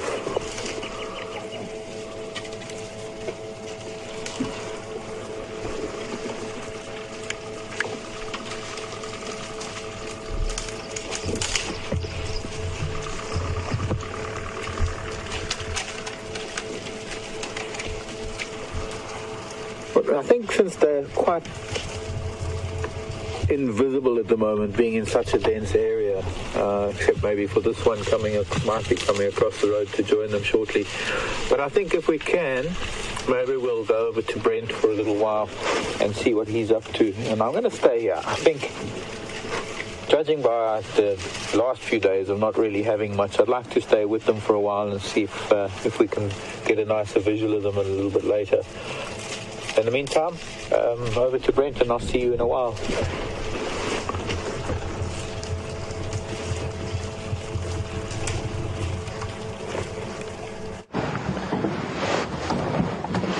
Welcome back, everyone. Here you've been having a wonderful time with Marc and the Ellies. Just to give you a bit of a recap, we're not 100% sure, but some of the other guides thought it might be the Investec pack.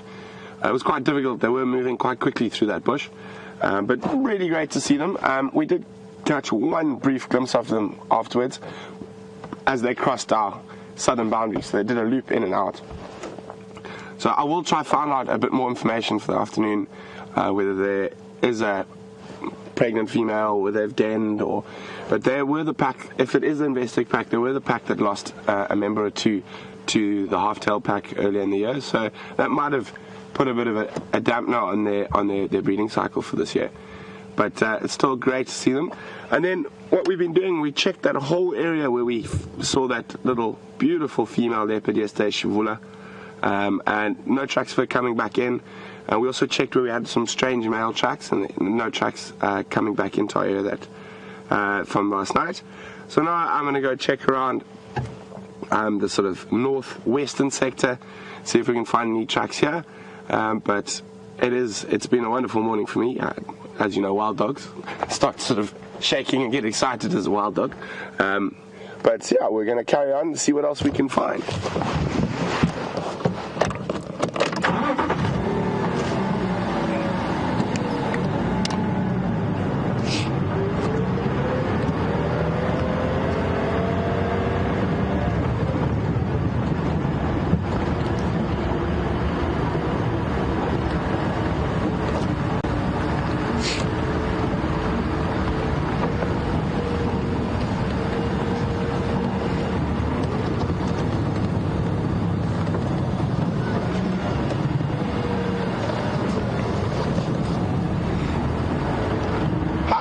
Caroline from Missouri and Leslie from California. Caroline and Leslie were wondering about those wildebeest and zebra we saw just before we saw the wild dogs. What was the proximity, and would a pack of wild dogs be able to take down an adult wildebeest or zebra? Well, Caroline and Leslie, they were really much in the exact same place. A pack of 5 wild dogs would probably not try to take down an adult wildebeest or zebra. Not to say that it's impossible, it's just rather improbable.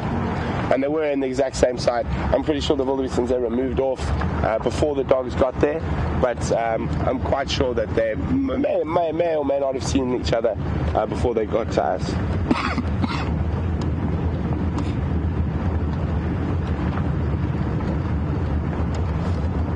So no tracks just yet. Very quiet still, cold morning. Very few birds calling. I just heard a few francolins and that was about it.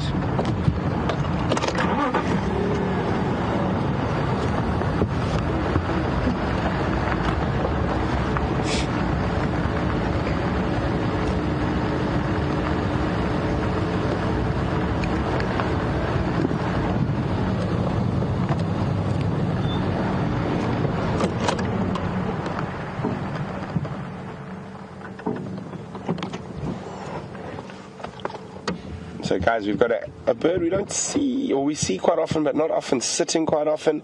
I'm going to try and get a nice view of it. We don't want to move the car, but it's very distinct. Bill, and some nice white windows on the wings and tail. You can see it gleaning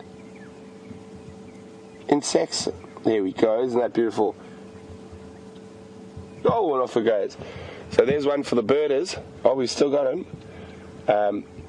Let's see who can identify that little bird, and you can send your answers to questions at wildearth.tv, or you can just use the hashtag Safari Live if you're on Twitter. Beautiful, beautiful small bird. You see them in pairs sometimes, but quite often solitary. A very distinct bill shape. Chatting to Brent, I don't think they've crossed back from Manuleta yet. They crossed over. They're gleaning for insects, spiders. The old airstrip. That bills can be very important when it comes to feeding.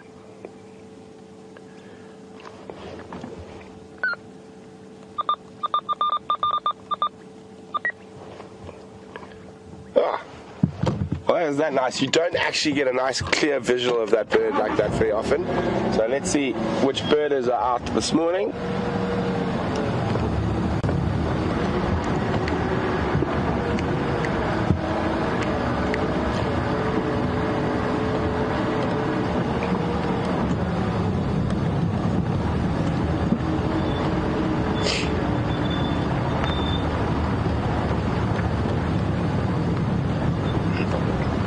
Hi, Sarah from California.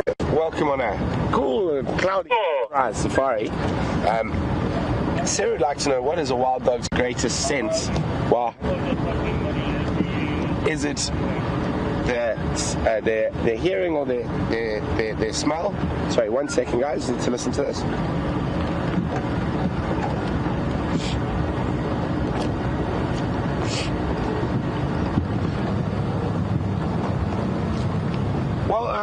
Sarah, it is actually neither of those two, although out of those two, the hearing is definitely the most important. But it is their sight. They are very much a sight-based hunter. So when they see something, they'll chase it. They obviously do use their ears and their nose as well, but their predominant sense while hunting is sight.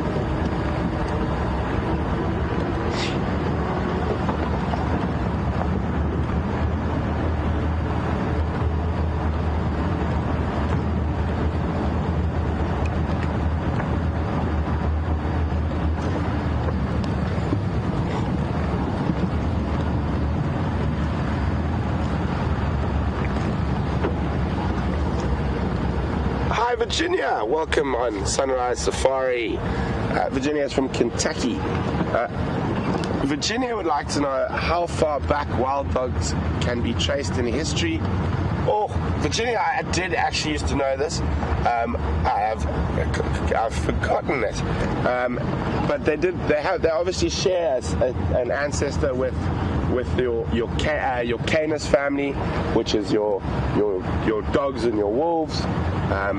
But they broke a couple of million years ago. I can't remember exactly how many million years ago, but they did break from the Canis family. That's why they don't share the same part of the Latin name.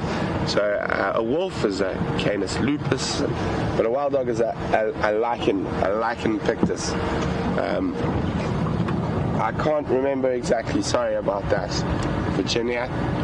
Maybe you guys can check for me. And if you do manage to find out, my memory somehow seems to think around 2 million years ago, the ancestors of wild dogs and the ancestors of the Canis family split. But I'm not 100% sure on that. So maybe you guys can check and send through the answers to questions at wildearth.tv, or just use the hashtag Safari Live if you're on Twitter.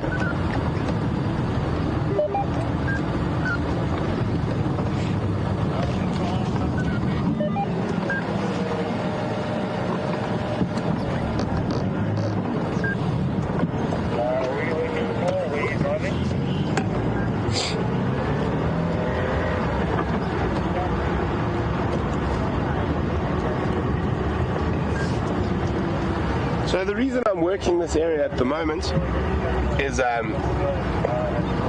there's a whole myriad of little drainage systems in here that leopards like to frequent, and they can sort of disappear into these areas for days without being seen. So I just wanted to have a quick check around, see if we could find any tracks.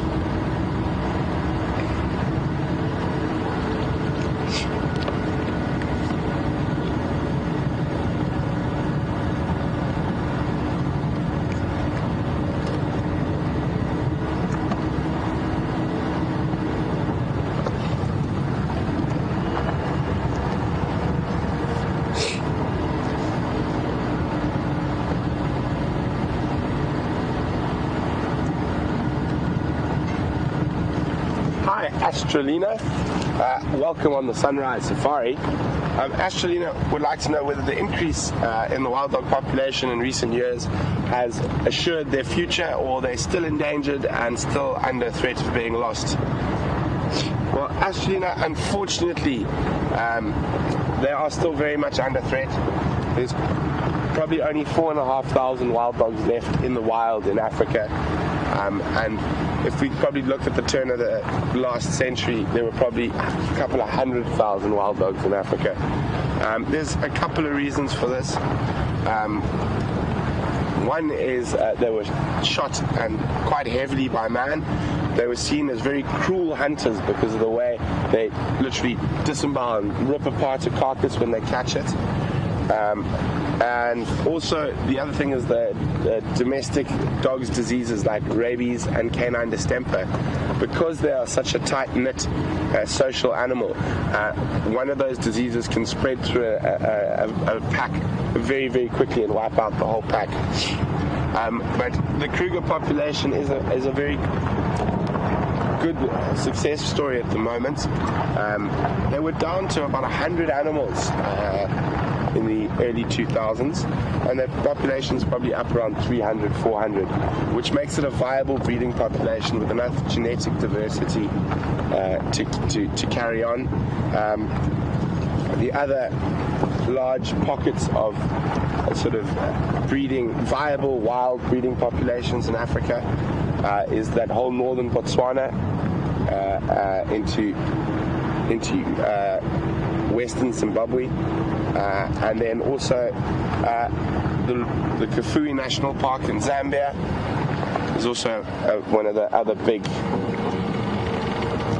breeding populations. And the largest breeding population left in Africa is the Selous Game Reserve in southern Tanzania. What is that?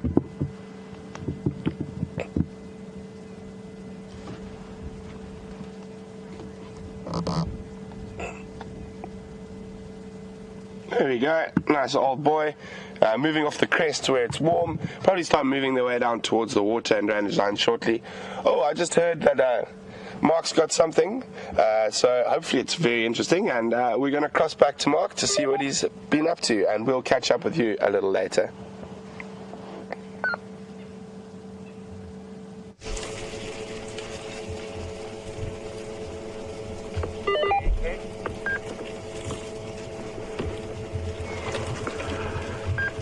Now, having spent some time with these ellies this morning, I think they're comfortable that we're behaving ourselves, and we're just here to share some space with them.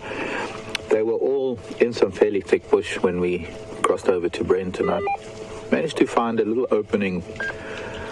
They've turned towards Treehouse Dam. They're slowly making their way down towards Treehouse Dam. And one of the most remarkable things that I find sometimes with elephants is how they have the whole world to move, their world, and all these trees to feed on. And yet, like this one now, she's decided on her own, she's decided to come to us.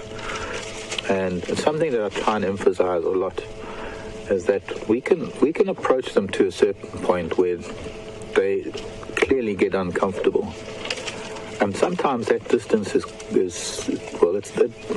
The distance varies according to the mood and the terrain and what they're up to. But when they come close to us, that distance changes completely, because it's entirely their decision. She could have gone anywhere else but coming to feed on this particular buffalo thorn, because they were almost out of view about 20-30 yards away. And I can only see it as she's wanting to come and share a bit of space while she feeds. She's showing us her feeding methods. Now those thorns would be tearing into our skin right now. The buffalo thorn has a very straight thorn and a hooked thorn. So what was that for? To get a big piece of a branch so that you can chew the bark, no doubt. Yeah.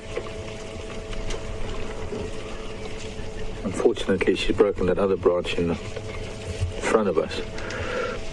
But now she's twisting it in her mouth. She's taken a good portion of that branch of the buffalo thorn,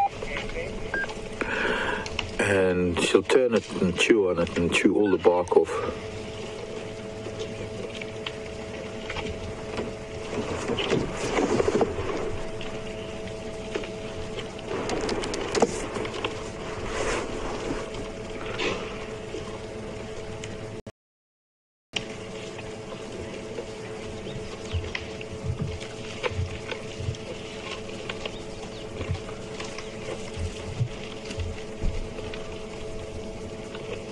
Can you move this branch, Mrs. Ellie? This one in the... Move it out of your way, out of our way. I can't see you properly. Please.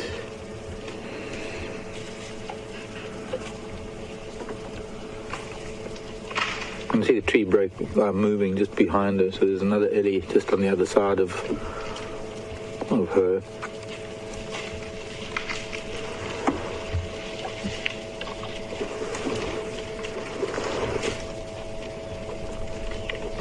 It was actually spitting a few minutes ago too. A little bit of a drizzle coming out of this grey sky that we have. Weather's changing and a breeze is starting to pick up.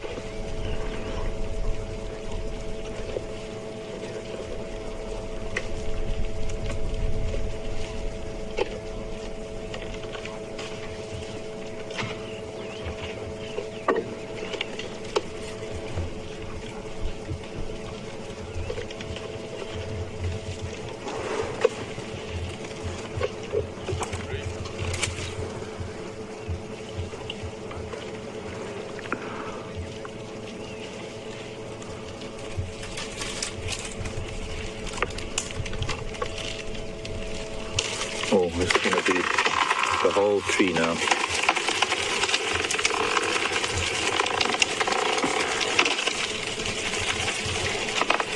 Really?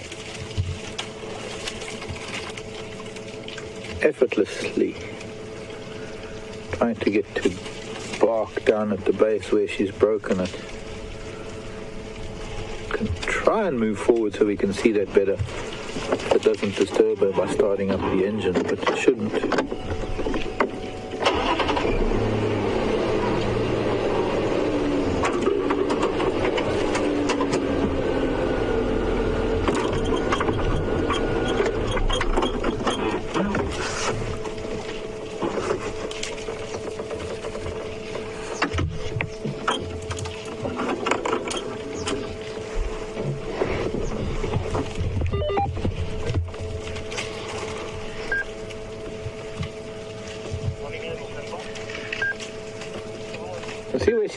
the base of that buffalo thorn. She's trying to grip bits of it with her trunk to get to the bark. Pushing it further with the foot to try and, I suppose, split the trunk. And now she'll move it using her tusk to try and move it to the side. At least she's not moving it to this side. Now just take the whole tree out.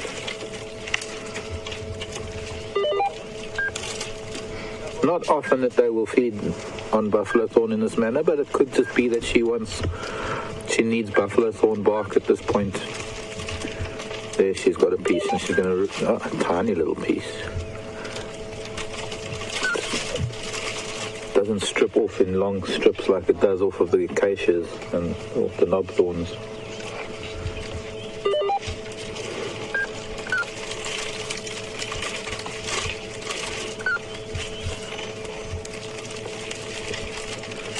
A lot of sharp sticks and a lot of obstructions down there that she's trying to move out of the way.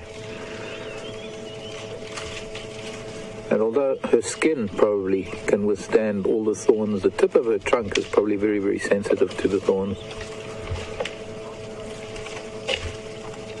Now she's using her tusk.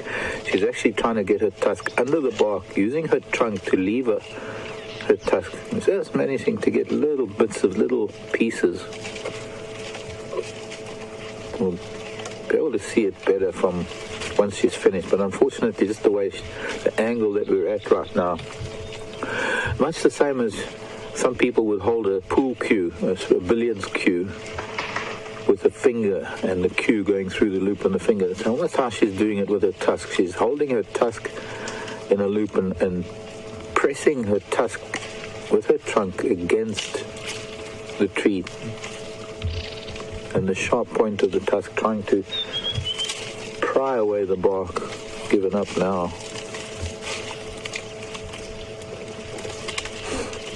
See, when it's only a little bit of bark like that, I'm thinking there must be some property in there that she needs.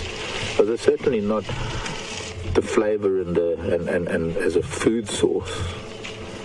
I think she more needs whatever it was on that bark, or whatever. Maybe I wouldn't say an ailment, but maybe just something that she's lacking right now.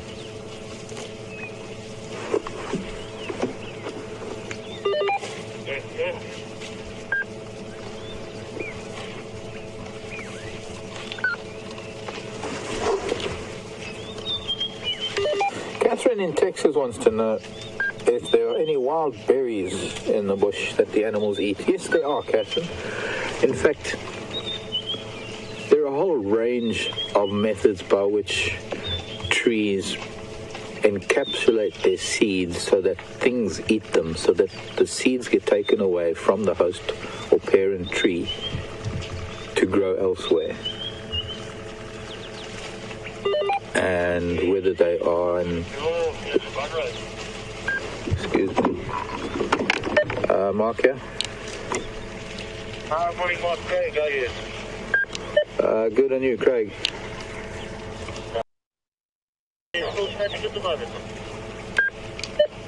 Negative. It looks like we're slowly going to move down towards the dam. We're in quite a bit of thick Slatine between Shbum Road and Treehouse. Moving towards Treehouse. Slowly but surely. I think I thought I could see that jackalberry that's just west of the dam. I've been with him in quite some thick bush for a while, but it'll probably still take a few minutes for them to get to the dam. All right,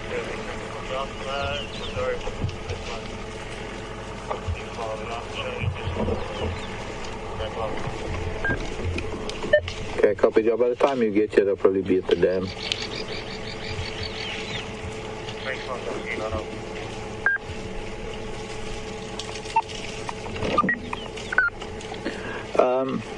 So yes, Catherine, the berries. Some of them have some fruits, some berries, some seed pods, and sometimes the seed pods, like a bean, with some of the acacias and things, whose pods are palatable, edible.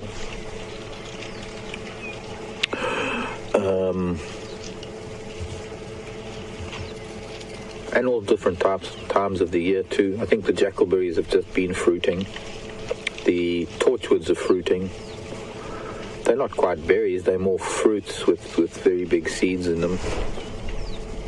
But just enough, loaded with enough vitamin C and enough sugars to make them attractive to animals so that they get eaten and they get dispersed.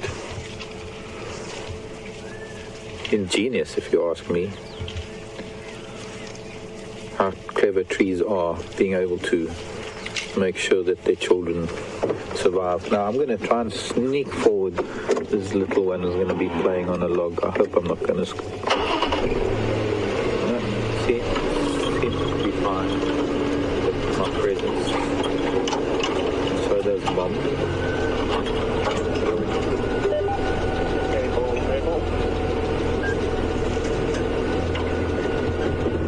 Can't go much more forward because I've got this cow's rump in front of us, and I can't. Hoping that we can get a little bit of a glimpse of this child playing on a tree.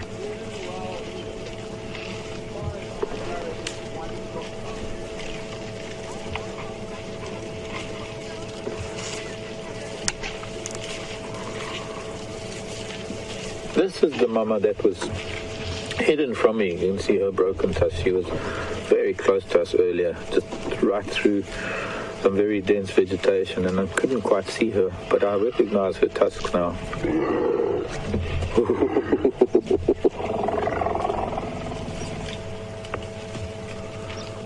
It was the little one making a noise and an adult answering,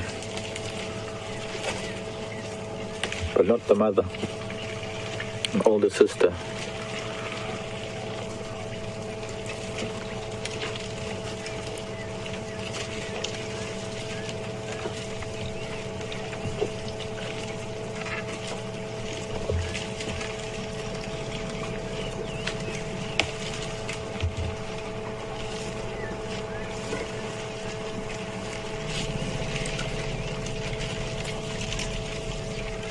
And now the female that's just come to, this very little one, rumbling, and a bunch of other children all coming together.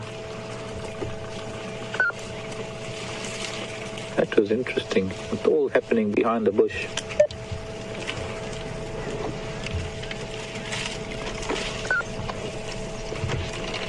Maybe that's Mom. Because now the little one's drinking from it. Well, this little one went, and then that one answered, and she came out of the bush and rumbled after she answered the calf, and two other calves came running, one to its own mother, one to her. I guess they are daughters of this old lady matriarch. That was just quite interesting. And the little one called and the mother answered and came down. See that big, there's a bigger calf there that belongs to the older female.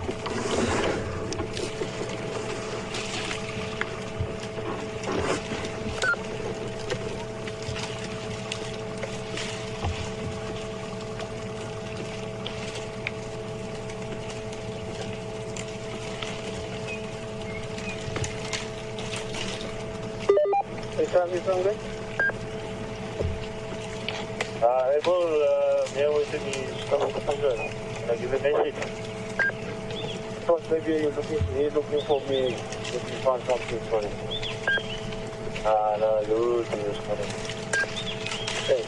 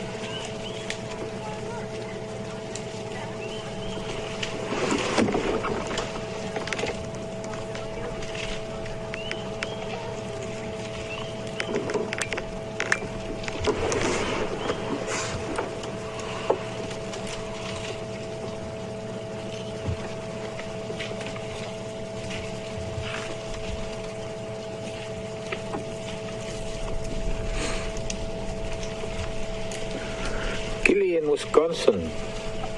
I want to know which bush is commonly known as a wait-a-bit bush. I'm sitting right next to one, actually, Gilly. Knobthorn is one of them. You can see this branch here may be silhouetted against the sky. No, that's not silhouetted, but it's good enough. You can see those very sharp hooked thorns. Maybe even, well, that's good enough. What we call decurved thorns. In other words, the thorns curve backwards into the middle of the bush, and if you brush past this, they are such strong thorns that they'll hook your clothing, and it makes you stop when you're walking, and that's why it's called a wait-a-bit, a wakabiki.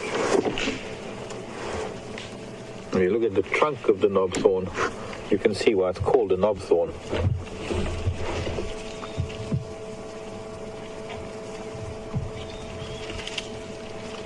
Because the thorns themselves, they just get thicker and woodier each year that the tree grows. So especially the young knobthorns have these very large knobbly outgrowths where the thorns were, the young thorns. So there's still a little bit of a thorn on the top of those knobs.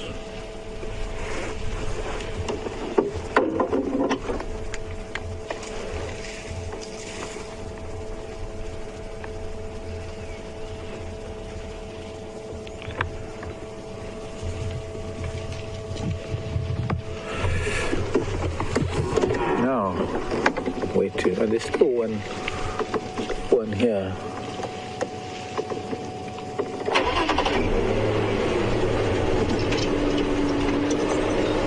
Two or three or four ellies here that might still come through. There's starling.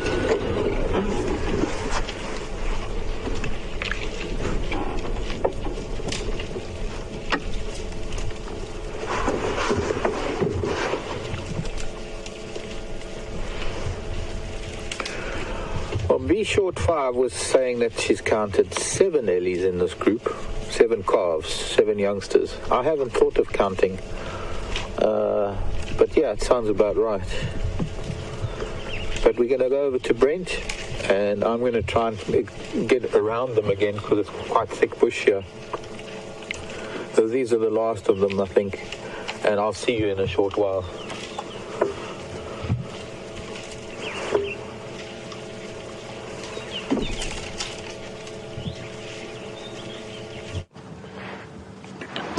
Welcome back, everyone.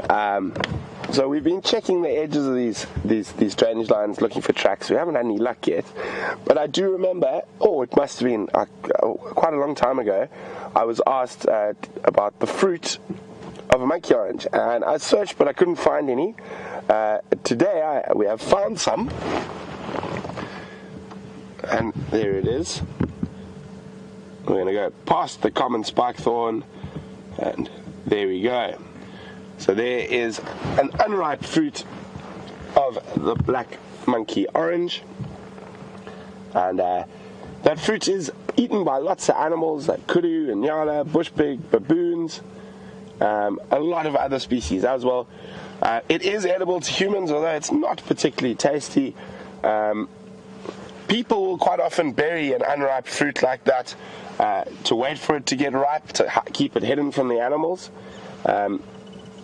The pulp from the fruit can be dried in an oven or in the sun and powdered so it keeps for longer, and you can find that in some traditional markets in that form. It's said if you mix it with honey, it can last up to 5 years, so quite a nice thing if you are living in an area where you don't have refrigeration, to be able to keep something for a long time. Now, the pulp of the fruit is edible, but the seeds themselves are poisonous. They have a sort of a purgative effect if you do eat them.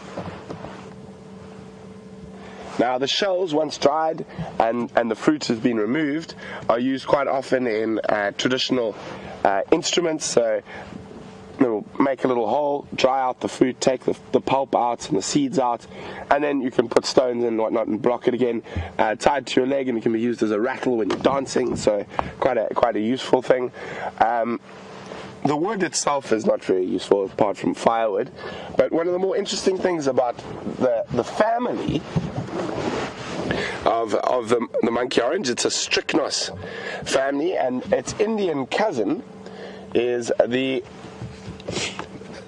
place where strychnine poison was is taken from, and from the seeds, and there was that sort of assassin or sort of gang cult in India during the 1800s called the Thuggy, and they often used to use strychnine poison as a form of assassination, by either putting it on food, although apparently sometimes they would also put it on the blades of their weapons or on arrows. So that is the cousin of this particular monkey orange.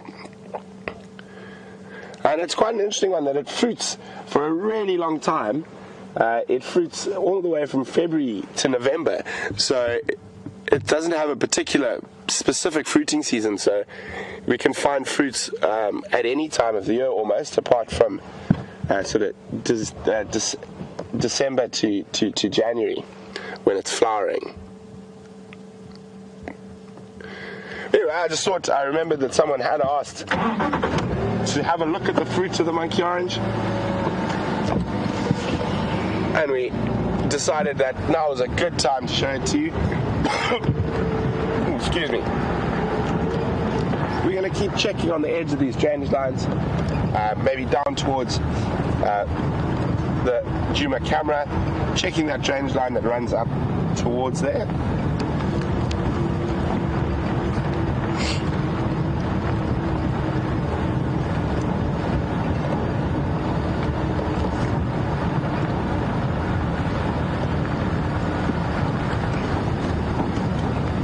Well done to Michelle from Missouri and Connie from Oregon, who got the question to the bird we saw a bit earlier correct.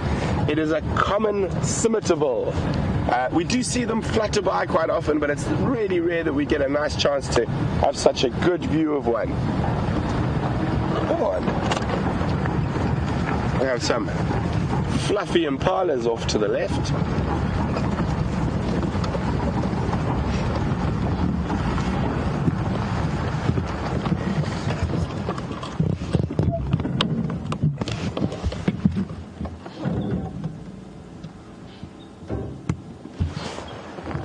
So you can see some of them look a bit darker than the others.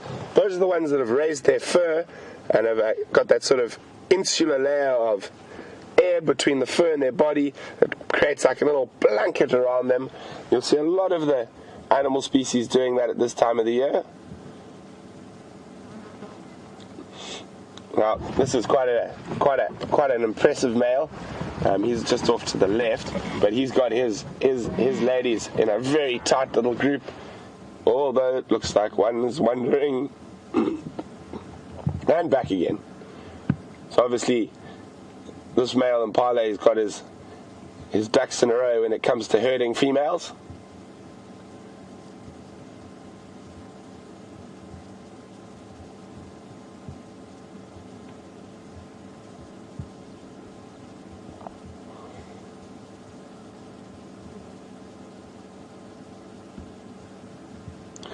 So as it warms up a little bit, you're probably going to find that they're going to start moving away from this nice sort of safe area that they've spent the night in. A little bit more open up on the crest of the hill.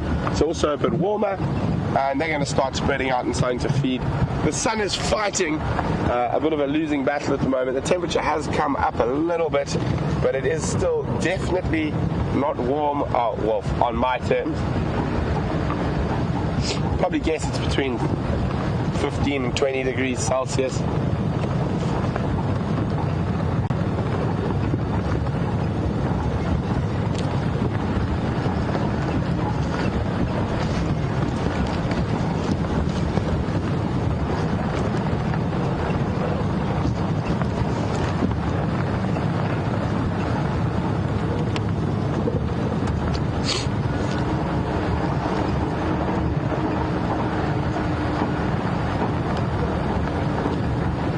Just a quick thank you to Ellen, who sent through a report of Kunuma and quarantine young male leopards sharing a kill yesterday on Arathusa.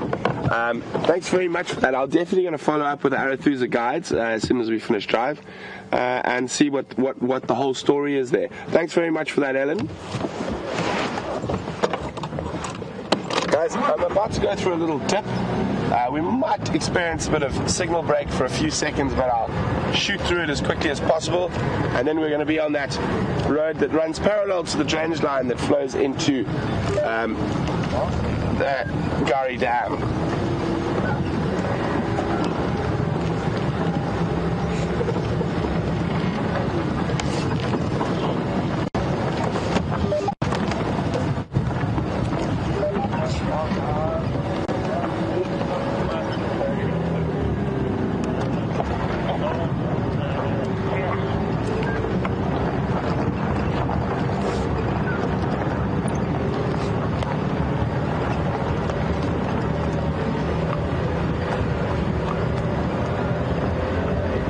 Okay, there we go, out of the dip.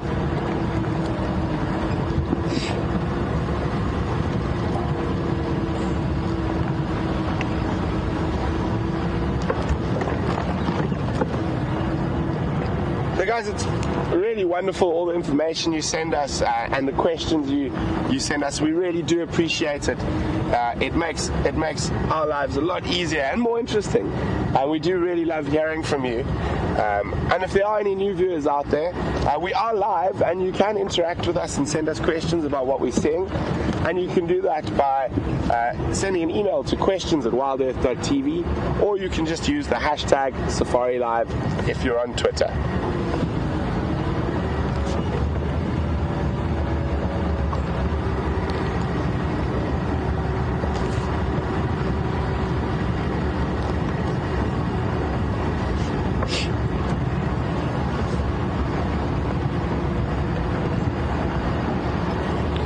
Checking carefully along here now. Just doesn't look like any vehicles have been here yet this morning. And there is this myriad of drainage lines off to our west here. Just lots of small drainage lines, very difficult for vehicles to get into. And leopards can disappear into there for days without being seen. So just checking the perimeters of this area, see if there possibly aren't any tracks of a leopard coming out.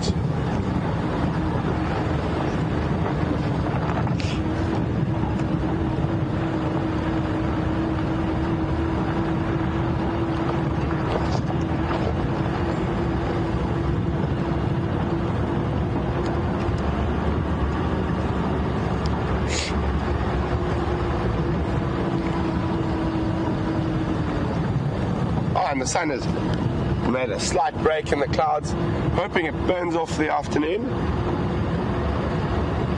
Could do with a bit of sunshine this afternoon, don't you think?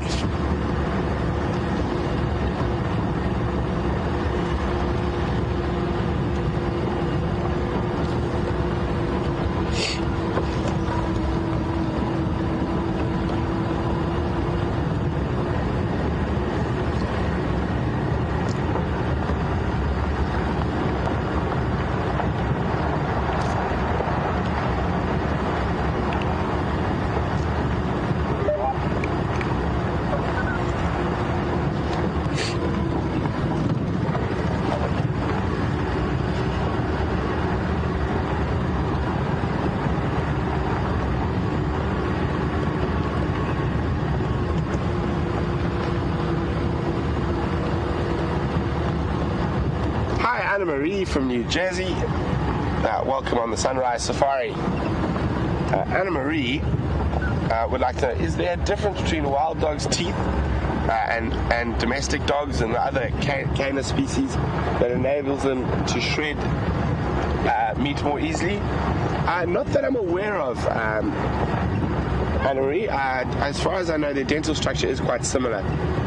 If I remember correctly, I'm going to have to double check on this. I think they do have an extra toe that other dogs don't have.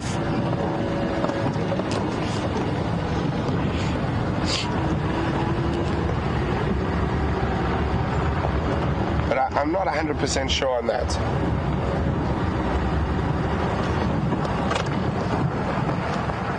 We've got a little bird party here. Let's see if we can see the little ones. Oh, on the left. See if we can.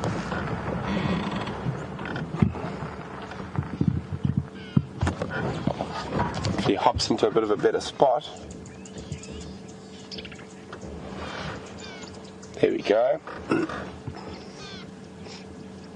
Another one for the birders. Another slightly more difficult bird.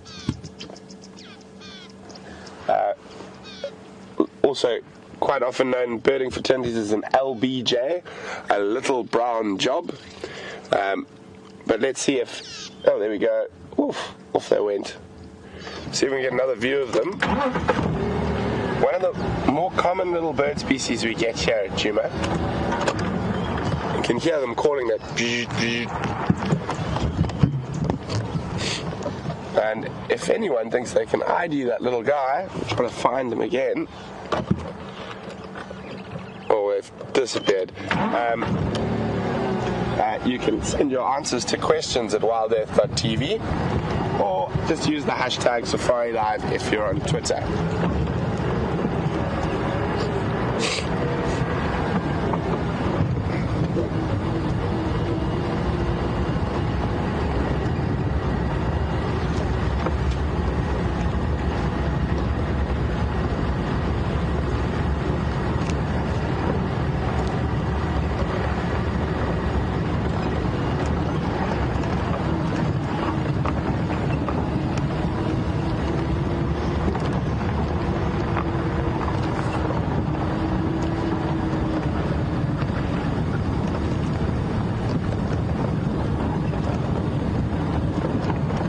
Hi, Patty from Washington State. Patty's just saying she finds it very difficult to watch wild dogs killing another animal because of the way they kill, which is literally they'll grab on and sort of literally start ripping off chunks of meat while the animal's still alive. And she'd like to know, do I think the animals go into a state of shock and so they don't feel much? It is very difficult, Patty, as you said, but I think to a degree the animals do go into a state of shock. I mean, you don't really hear the sort of distress calls that you would hear with the lion or a leopard kill because it's so sudden and so brutal. But it's near impossible to be 100% certain.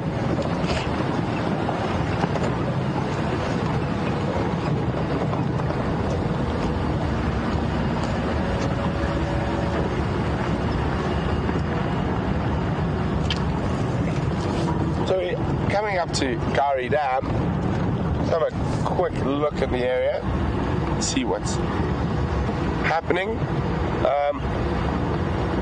No tracks yet, so I think what we're going to do is we're going to head across to Marcus, see what he's up to, and I know he's been having a fantastic time with those ellies, and we'll catch up with you again a little later.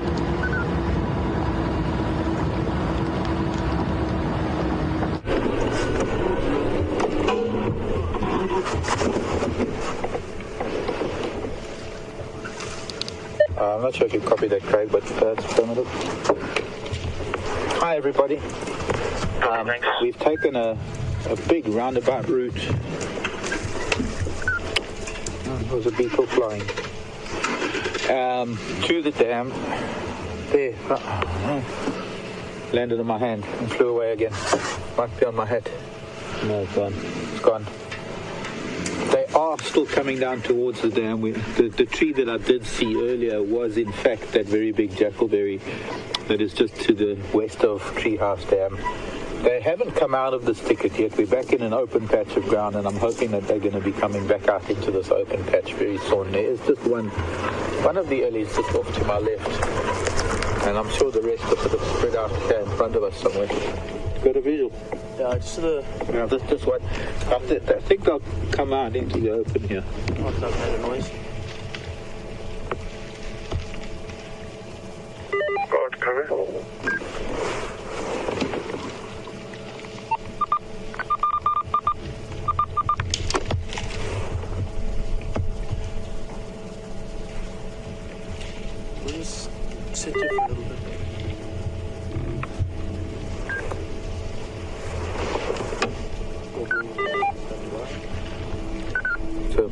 waiting game, waiting for elephants. You can hear them crashing a little bit, breaking branches. I wonder if we should maybe just go back there a little bit.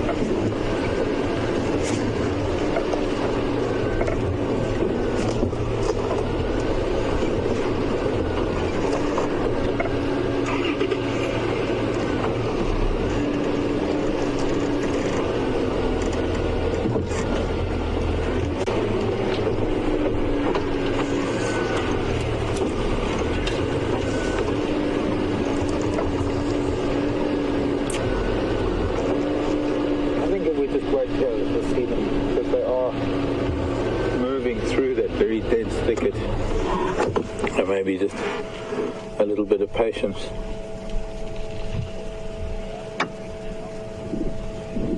We're not far at all from the dam, but at the rate that they're traveling, and obviously because it's not much of a rush this morning, the sun still hasn't come out. In fact, it's probably got a little bit colder than it was earlier because there's a bit of a wind that's picked up. So it's not that they're going to need water or mud for cooling as much as they might need a drink.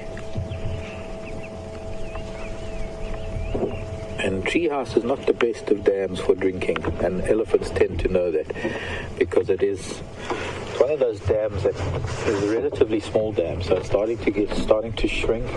It doesn't have much vegetation in it, and it doesn't have the constant hippo.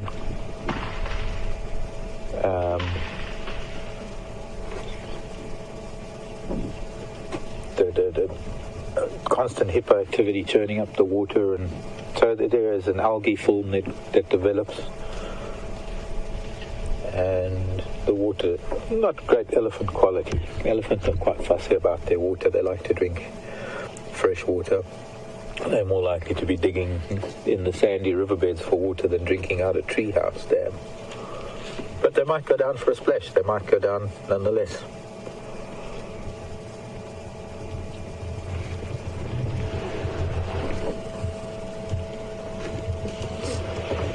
I think while we're waiting for them to come out of the bush, to come out of the woodwork, we'll cross back to Brent, and I'll let you know as soon as anything changes on this side. I'll see you shortly.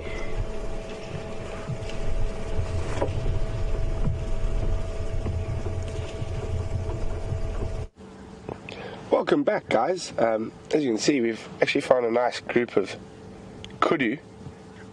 There's 3 males and a female with a youngster that I can see so far.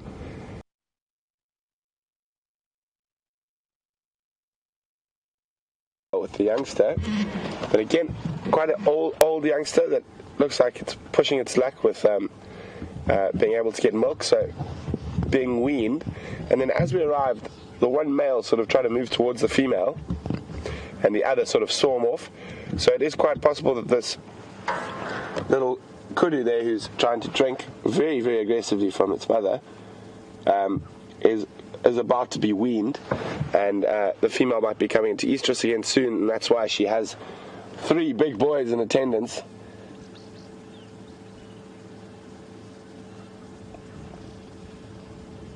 Just going to move the vehicle a little bit, see if we can get a better view.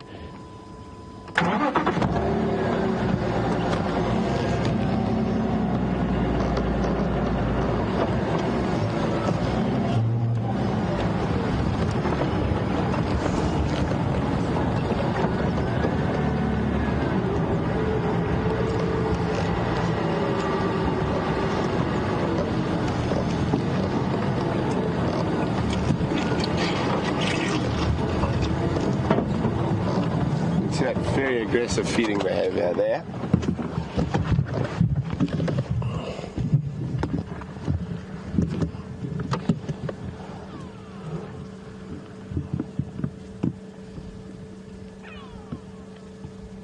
See, even the mother Oh, that must be sore.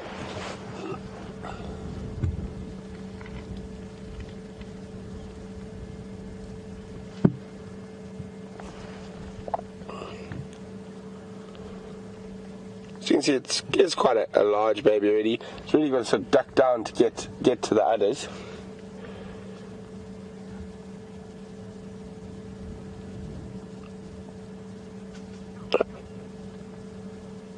Doesn't look very comfortable, does it? Yo. It's quite interesting. We saw this yesterday, but not in this area, so I don't think it's the same two from yesterday. But it is quite interesting that the bulls that were around, which we'll try to get a good look at now. At the moment, they're just standing behind some bushes.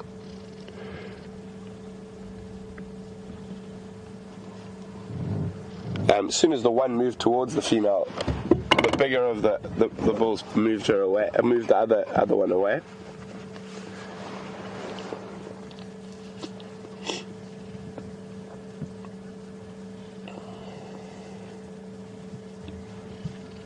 No, Mom's had enough. Yeah, the youngster might get a headbutt quite shortly.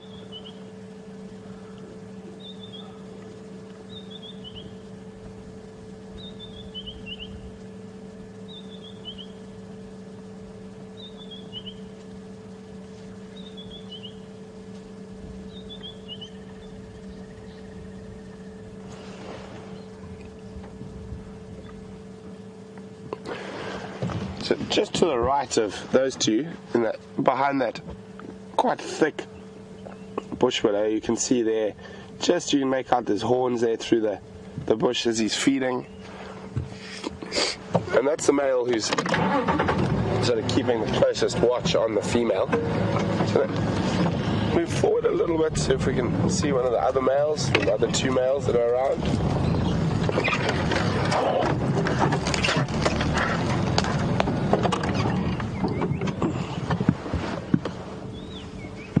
Here we go.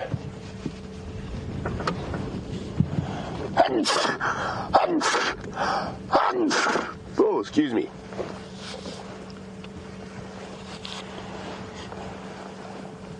There we go. So there's the two males. There's a third one to the right.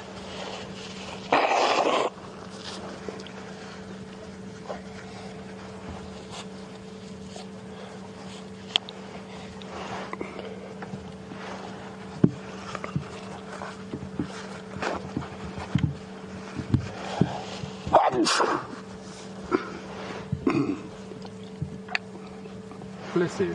Thank you, Brian.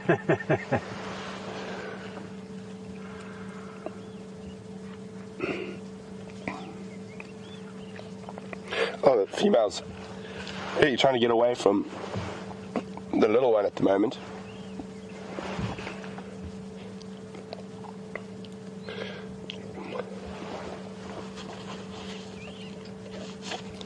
And you see how that big bull just moved that slightly smaller bull away.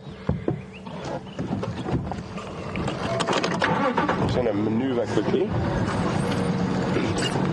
Oh. Are we there?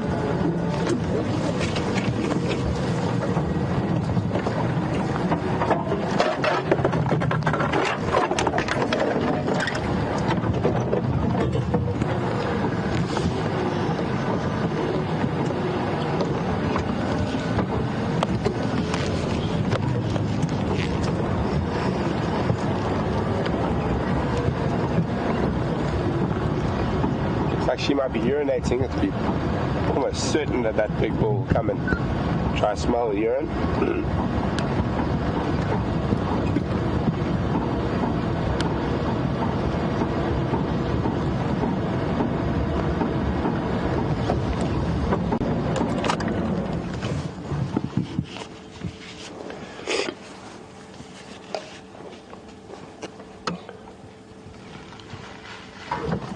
Now that's a bit of a display for the other two bulls around there. Big, tough Kudu bull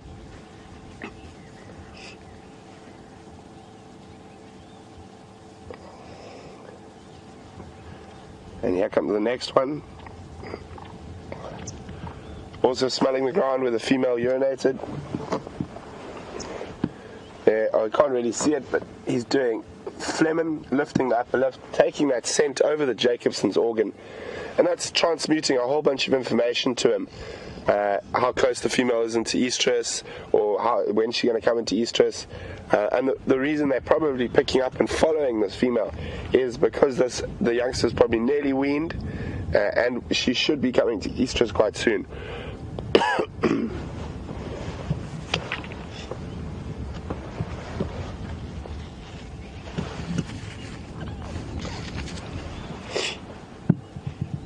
See, he doesn't do the display next to the same bush there.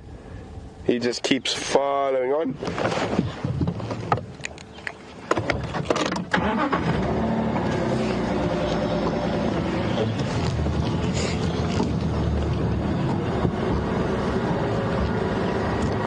Hi, Rameh. Welcome on Sunrise Safari.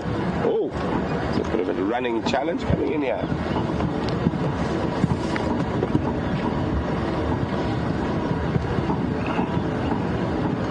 So, Rameh was wondering what was going to happen with the youngster now that it's becoming weaned. Rameh, because it's a female, it will probably stay with its mother or in a loose group. Oh, there we go. There's a bit of... In a loose group, it looks like a young female. Oh, the males chasing each other. So that one's just chased the one to the right. There we go. It's going to be a bit more. So that one just got chased off from getting too close to the female. Even though it looks like he's got bigger horn size than the other definitely has bigger body size.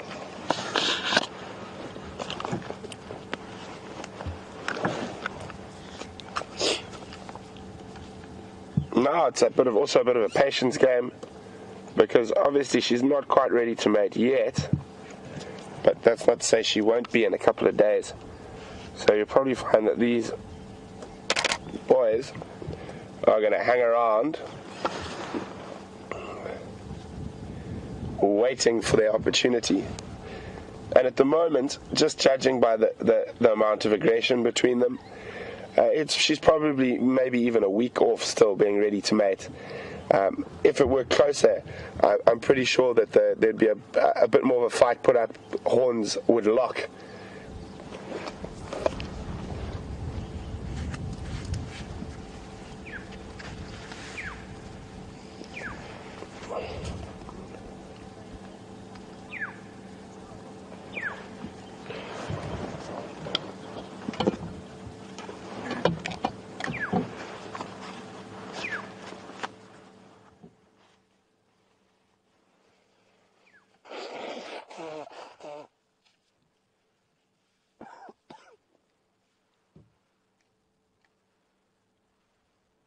We're just going to move around again. Quite a little interesting dynamic developing here.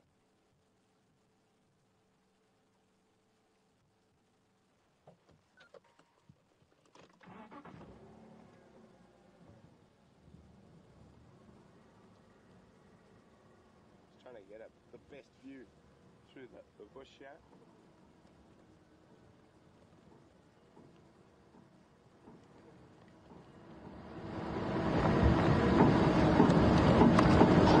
You can see he's sticking close to the female.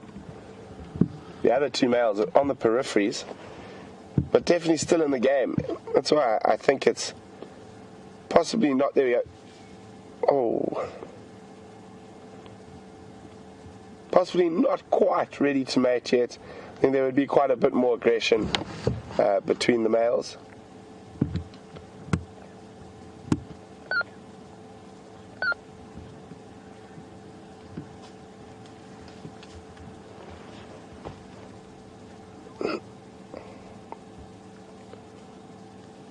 There's quite an interesting sort of soap opera playing out here. And it's quite interesting because you never know what exactly is going to happen. So even though these two other bulls in the peripheries at the moment might not see dominance, oh,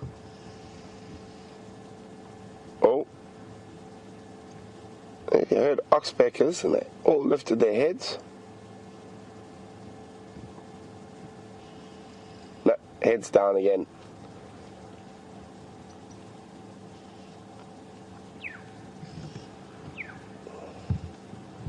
So they're saying quite a... Oh, there we go. The oxpeckers we heard flying in, or heard from a distance, have decided to come join the Kudu.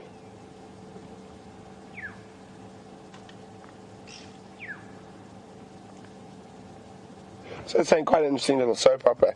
Even though that might not be, at the moment, these other males might not be the most dominant in this display that's going on.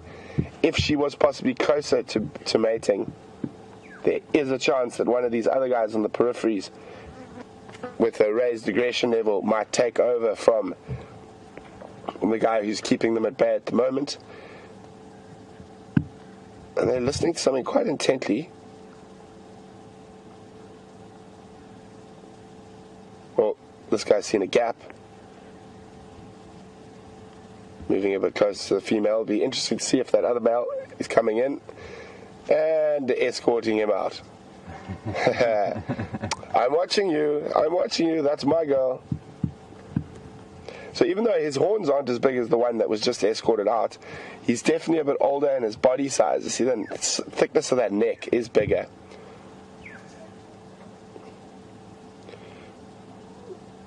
So kudu are not territorial animals, like a wildebeest. They only come into competition over a female when that female is coming into estrus.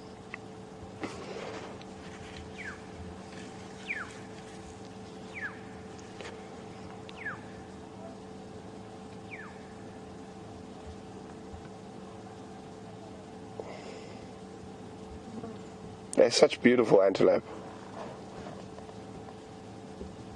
Oh, the little one's got all the oxpeckers now. Nope. Lost one. Just gonna move around again.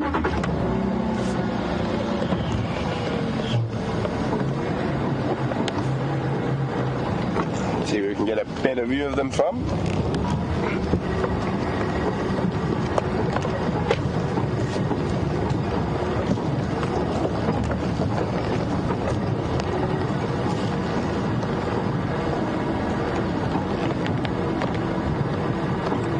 Hi, Catherine from Texas. Catherine would like to know, at what point do these horns on these kudu bulls stop growing?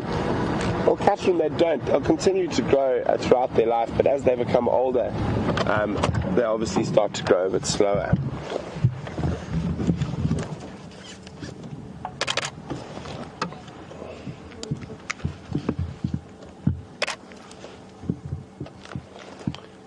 Magnificent animals.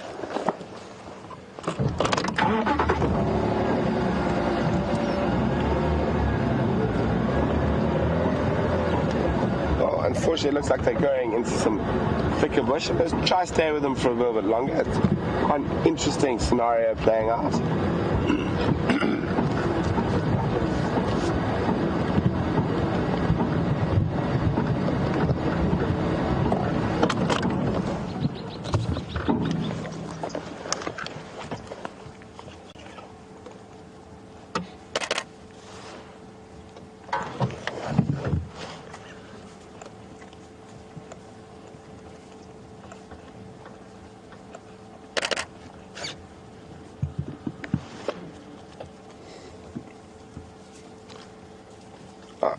There we go. Actually coming closer to us.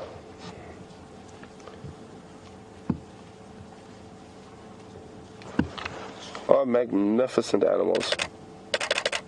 Sorry guys, if those of you not sure what that clicking is, it's just me taking a few snapshots with my camera.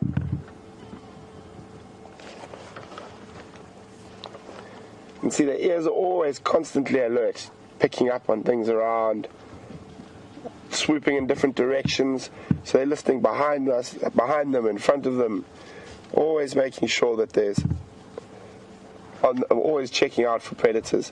Because they often live in thick bush, those ears are one of their more important defense mechanisms.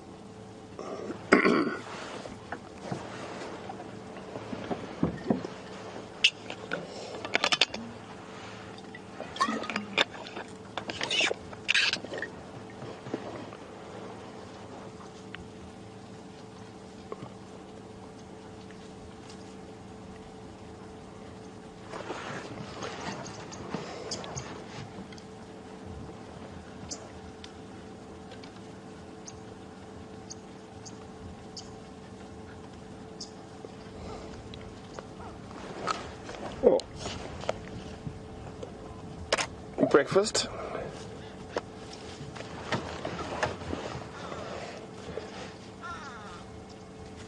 Such a beautiful animal.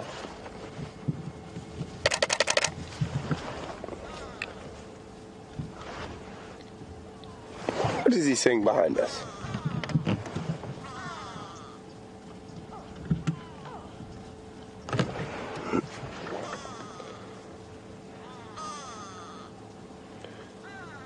It looks like we're just going to have to sit tight and the female's going to move out in front of us, and that'll bring the boys along.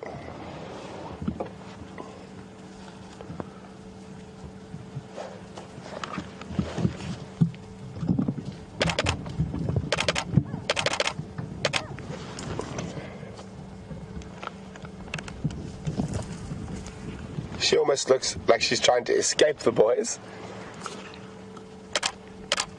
They're not giving up. So I said she's probably not quite ready to mate yet. I'd say probably maybe a week or so before. But these gentlemen, suitors, are vying for position, so I don't think they're going to let her get too far away from... They're not going to let her get too far away from them.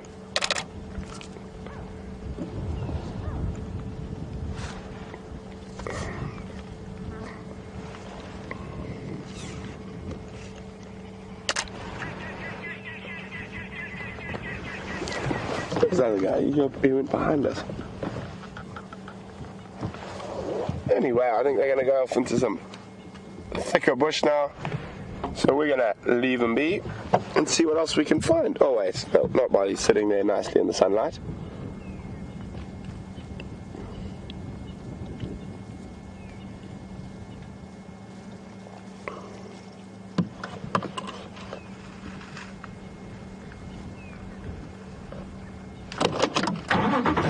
Wasn't that fascinating? Well, in the beginning I was hoping that she might be closer to being in full estrus, because to see kudu bulls fight is something quite spectacular. That noise as they crash together. Well, there's the last male going to cross up in front of us.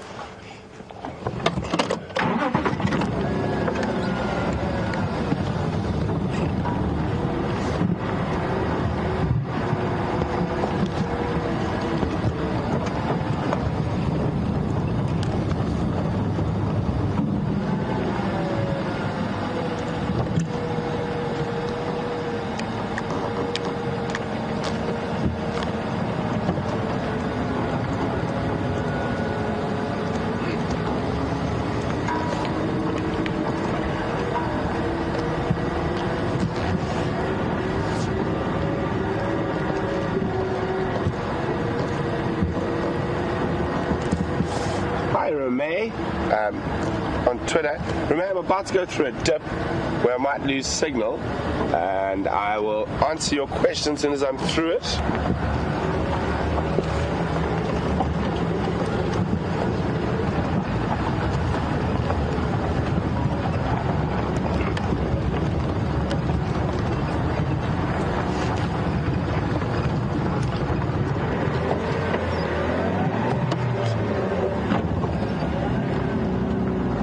And there the kudus. The female's actually covered quite a lot of ground to try and escape the boys, but they're not letting her go. Rome was wondering how old do I think these kudu bulls are. Rome, quite difficult, but they're definitely, I'd say, between 6 and 10 years old. Adults and in their prime. They don't look very healthy. The one with a thicker neck could be a little bit older but than the other two, but I'd say the three of them are probably between 6 and 10 years old, so in the prime of their life.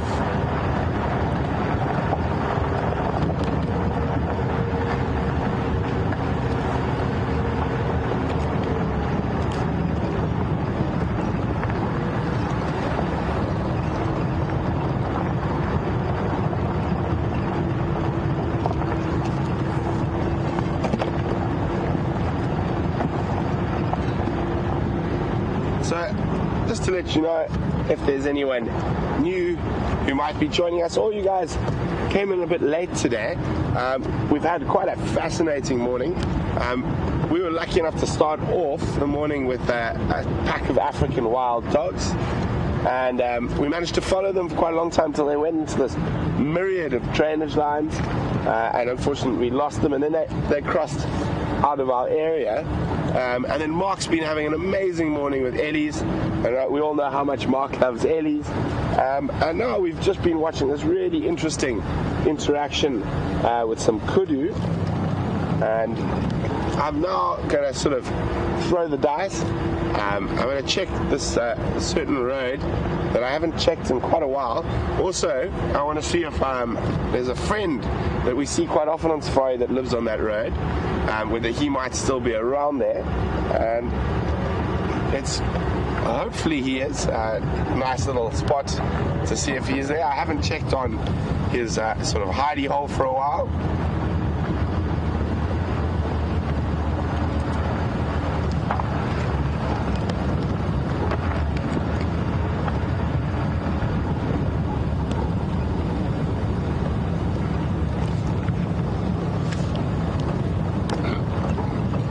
Guys, apparently no one had any luck with that LBJ that we saw a bit earlier. Give me a second. Let me just get to this certain spot where we can stop and check if that animal we see quite often in this spot is there, and then I'll get the book out and we can have a look at that LBJ.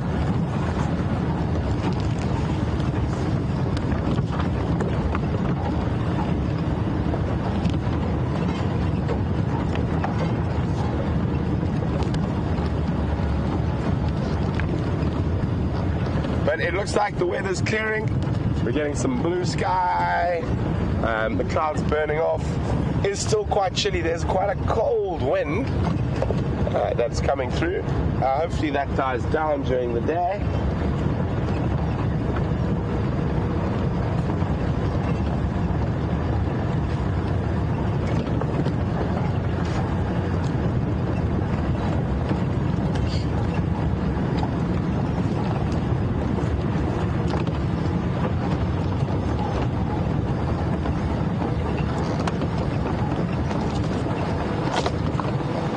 Okay, we're at that spot, and it's been cold this morning, and he's not here. Oh no, he is here. I can see him.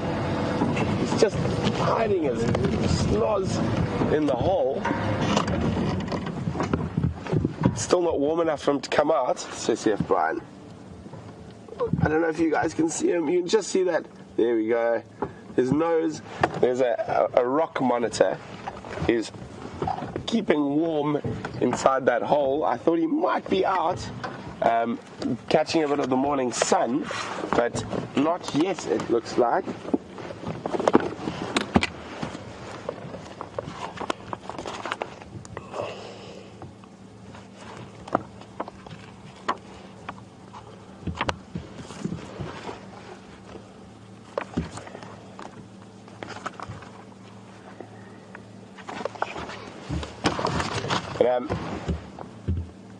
You can see those claws and the eye and the mouth there. So that's the rock monitor. So that used to be a woodland kingfisher nest that he's taken over for the winter. He might have even fed off the babies or the eggs of that kingfisher, and he's now in a nice warm lined hole. We're going to go quickly and have a look at that LBJ that no one was able to identify. Here we go, number 1. It is called a rattling cistecula. We saw there's a very distinct red cap. I know it wasn't the best view and longest view, but there we go, a rattling cistecula. That was the little LBJ.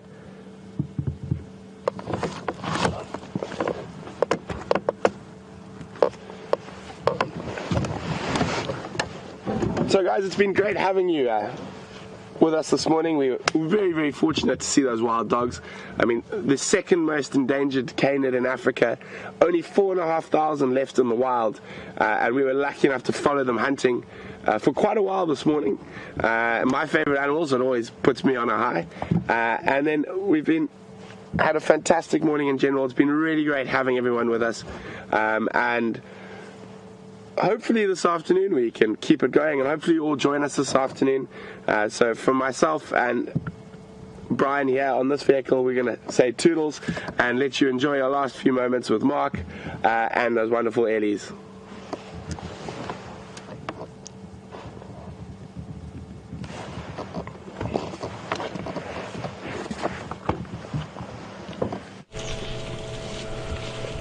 Welcome back to my world of elephants, everybody. I have started off the day in the best possible way. Spending so much time with elephants. This is the young bull that we've been seeing. He's still tailing this cow. When we left him earlier, when you went back to Brent, he was quite far away from them. He's now caught up to them again. We're now on the road down to Treehouse Dam, and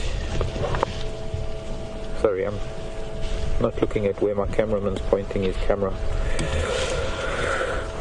It'll be interesting to see what he's going to do. He's coming up to this cow. She's hearing him and no doubt communicating with him. A little one reaching up to greet him, but he's not really doing anything. Unfortunately, once again, he's pushing the calf out of the way, and she doesn't like that.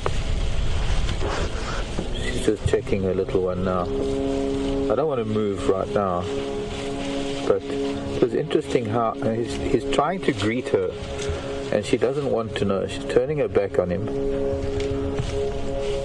But he came up towards her rear to smell and taste, to see her status. And the calf was in the way, and he actually physically moved the calf out of the way. It's almost like as a particular individual, this bull has no tolerance for the children. He's like the grumpy old man that doesn't like kids. Seen and not heard type of thing.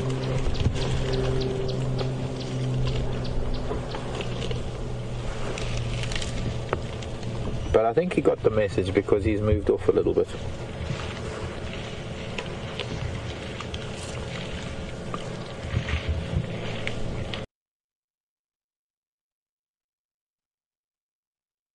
Bypassing Treehouse Dam, they're actually making their way almost from here in a straight line towards the hyena den.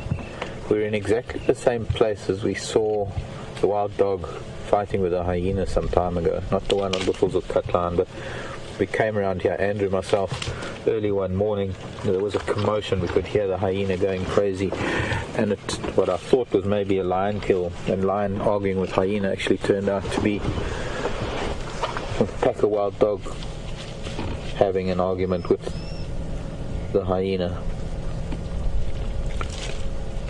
So I've got a feeling that for those of you who might be zoomies, or those of you who might have access to our Gowrie Dam camera or Djuma Waterhole cam over the course of our day, I'm sure at some point, maybe around lunchtime, we might find these ellies making their way towards Gowrie Dam.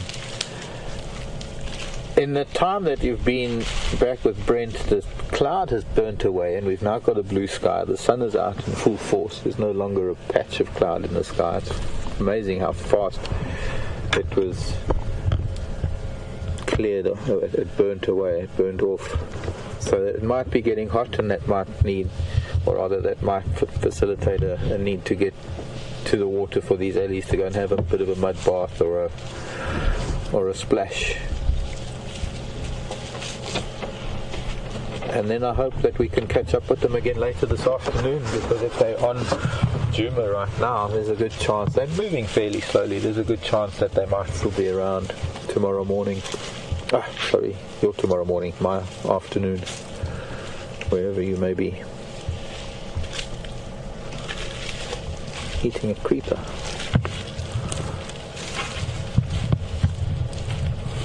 Hello, Mrs. Elephant.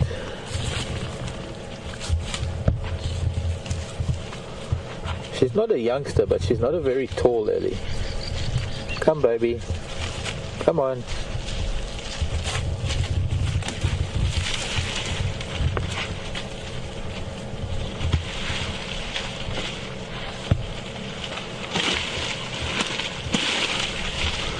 time for some round leaf teak, eating the bark off of the branch. Oh, and a fantastic way to end our morning, our sunrise drive this morning. I hope you've enjoyed our time with the elephants. We don't seem to have enough of it. I can never have enough of spending moments like this with elephant, where the world is at peace, in my world at any rate. My name is Mark. Liam's been on camera. Thank you, Liam. And thank you to Tara in Final Control. We'll see you at 3 o'clock Central African time for our PM Sunset Safari, and I look forward to it then from all of us. Cheerio. Love you lots.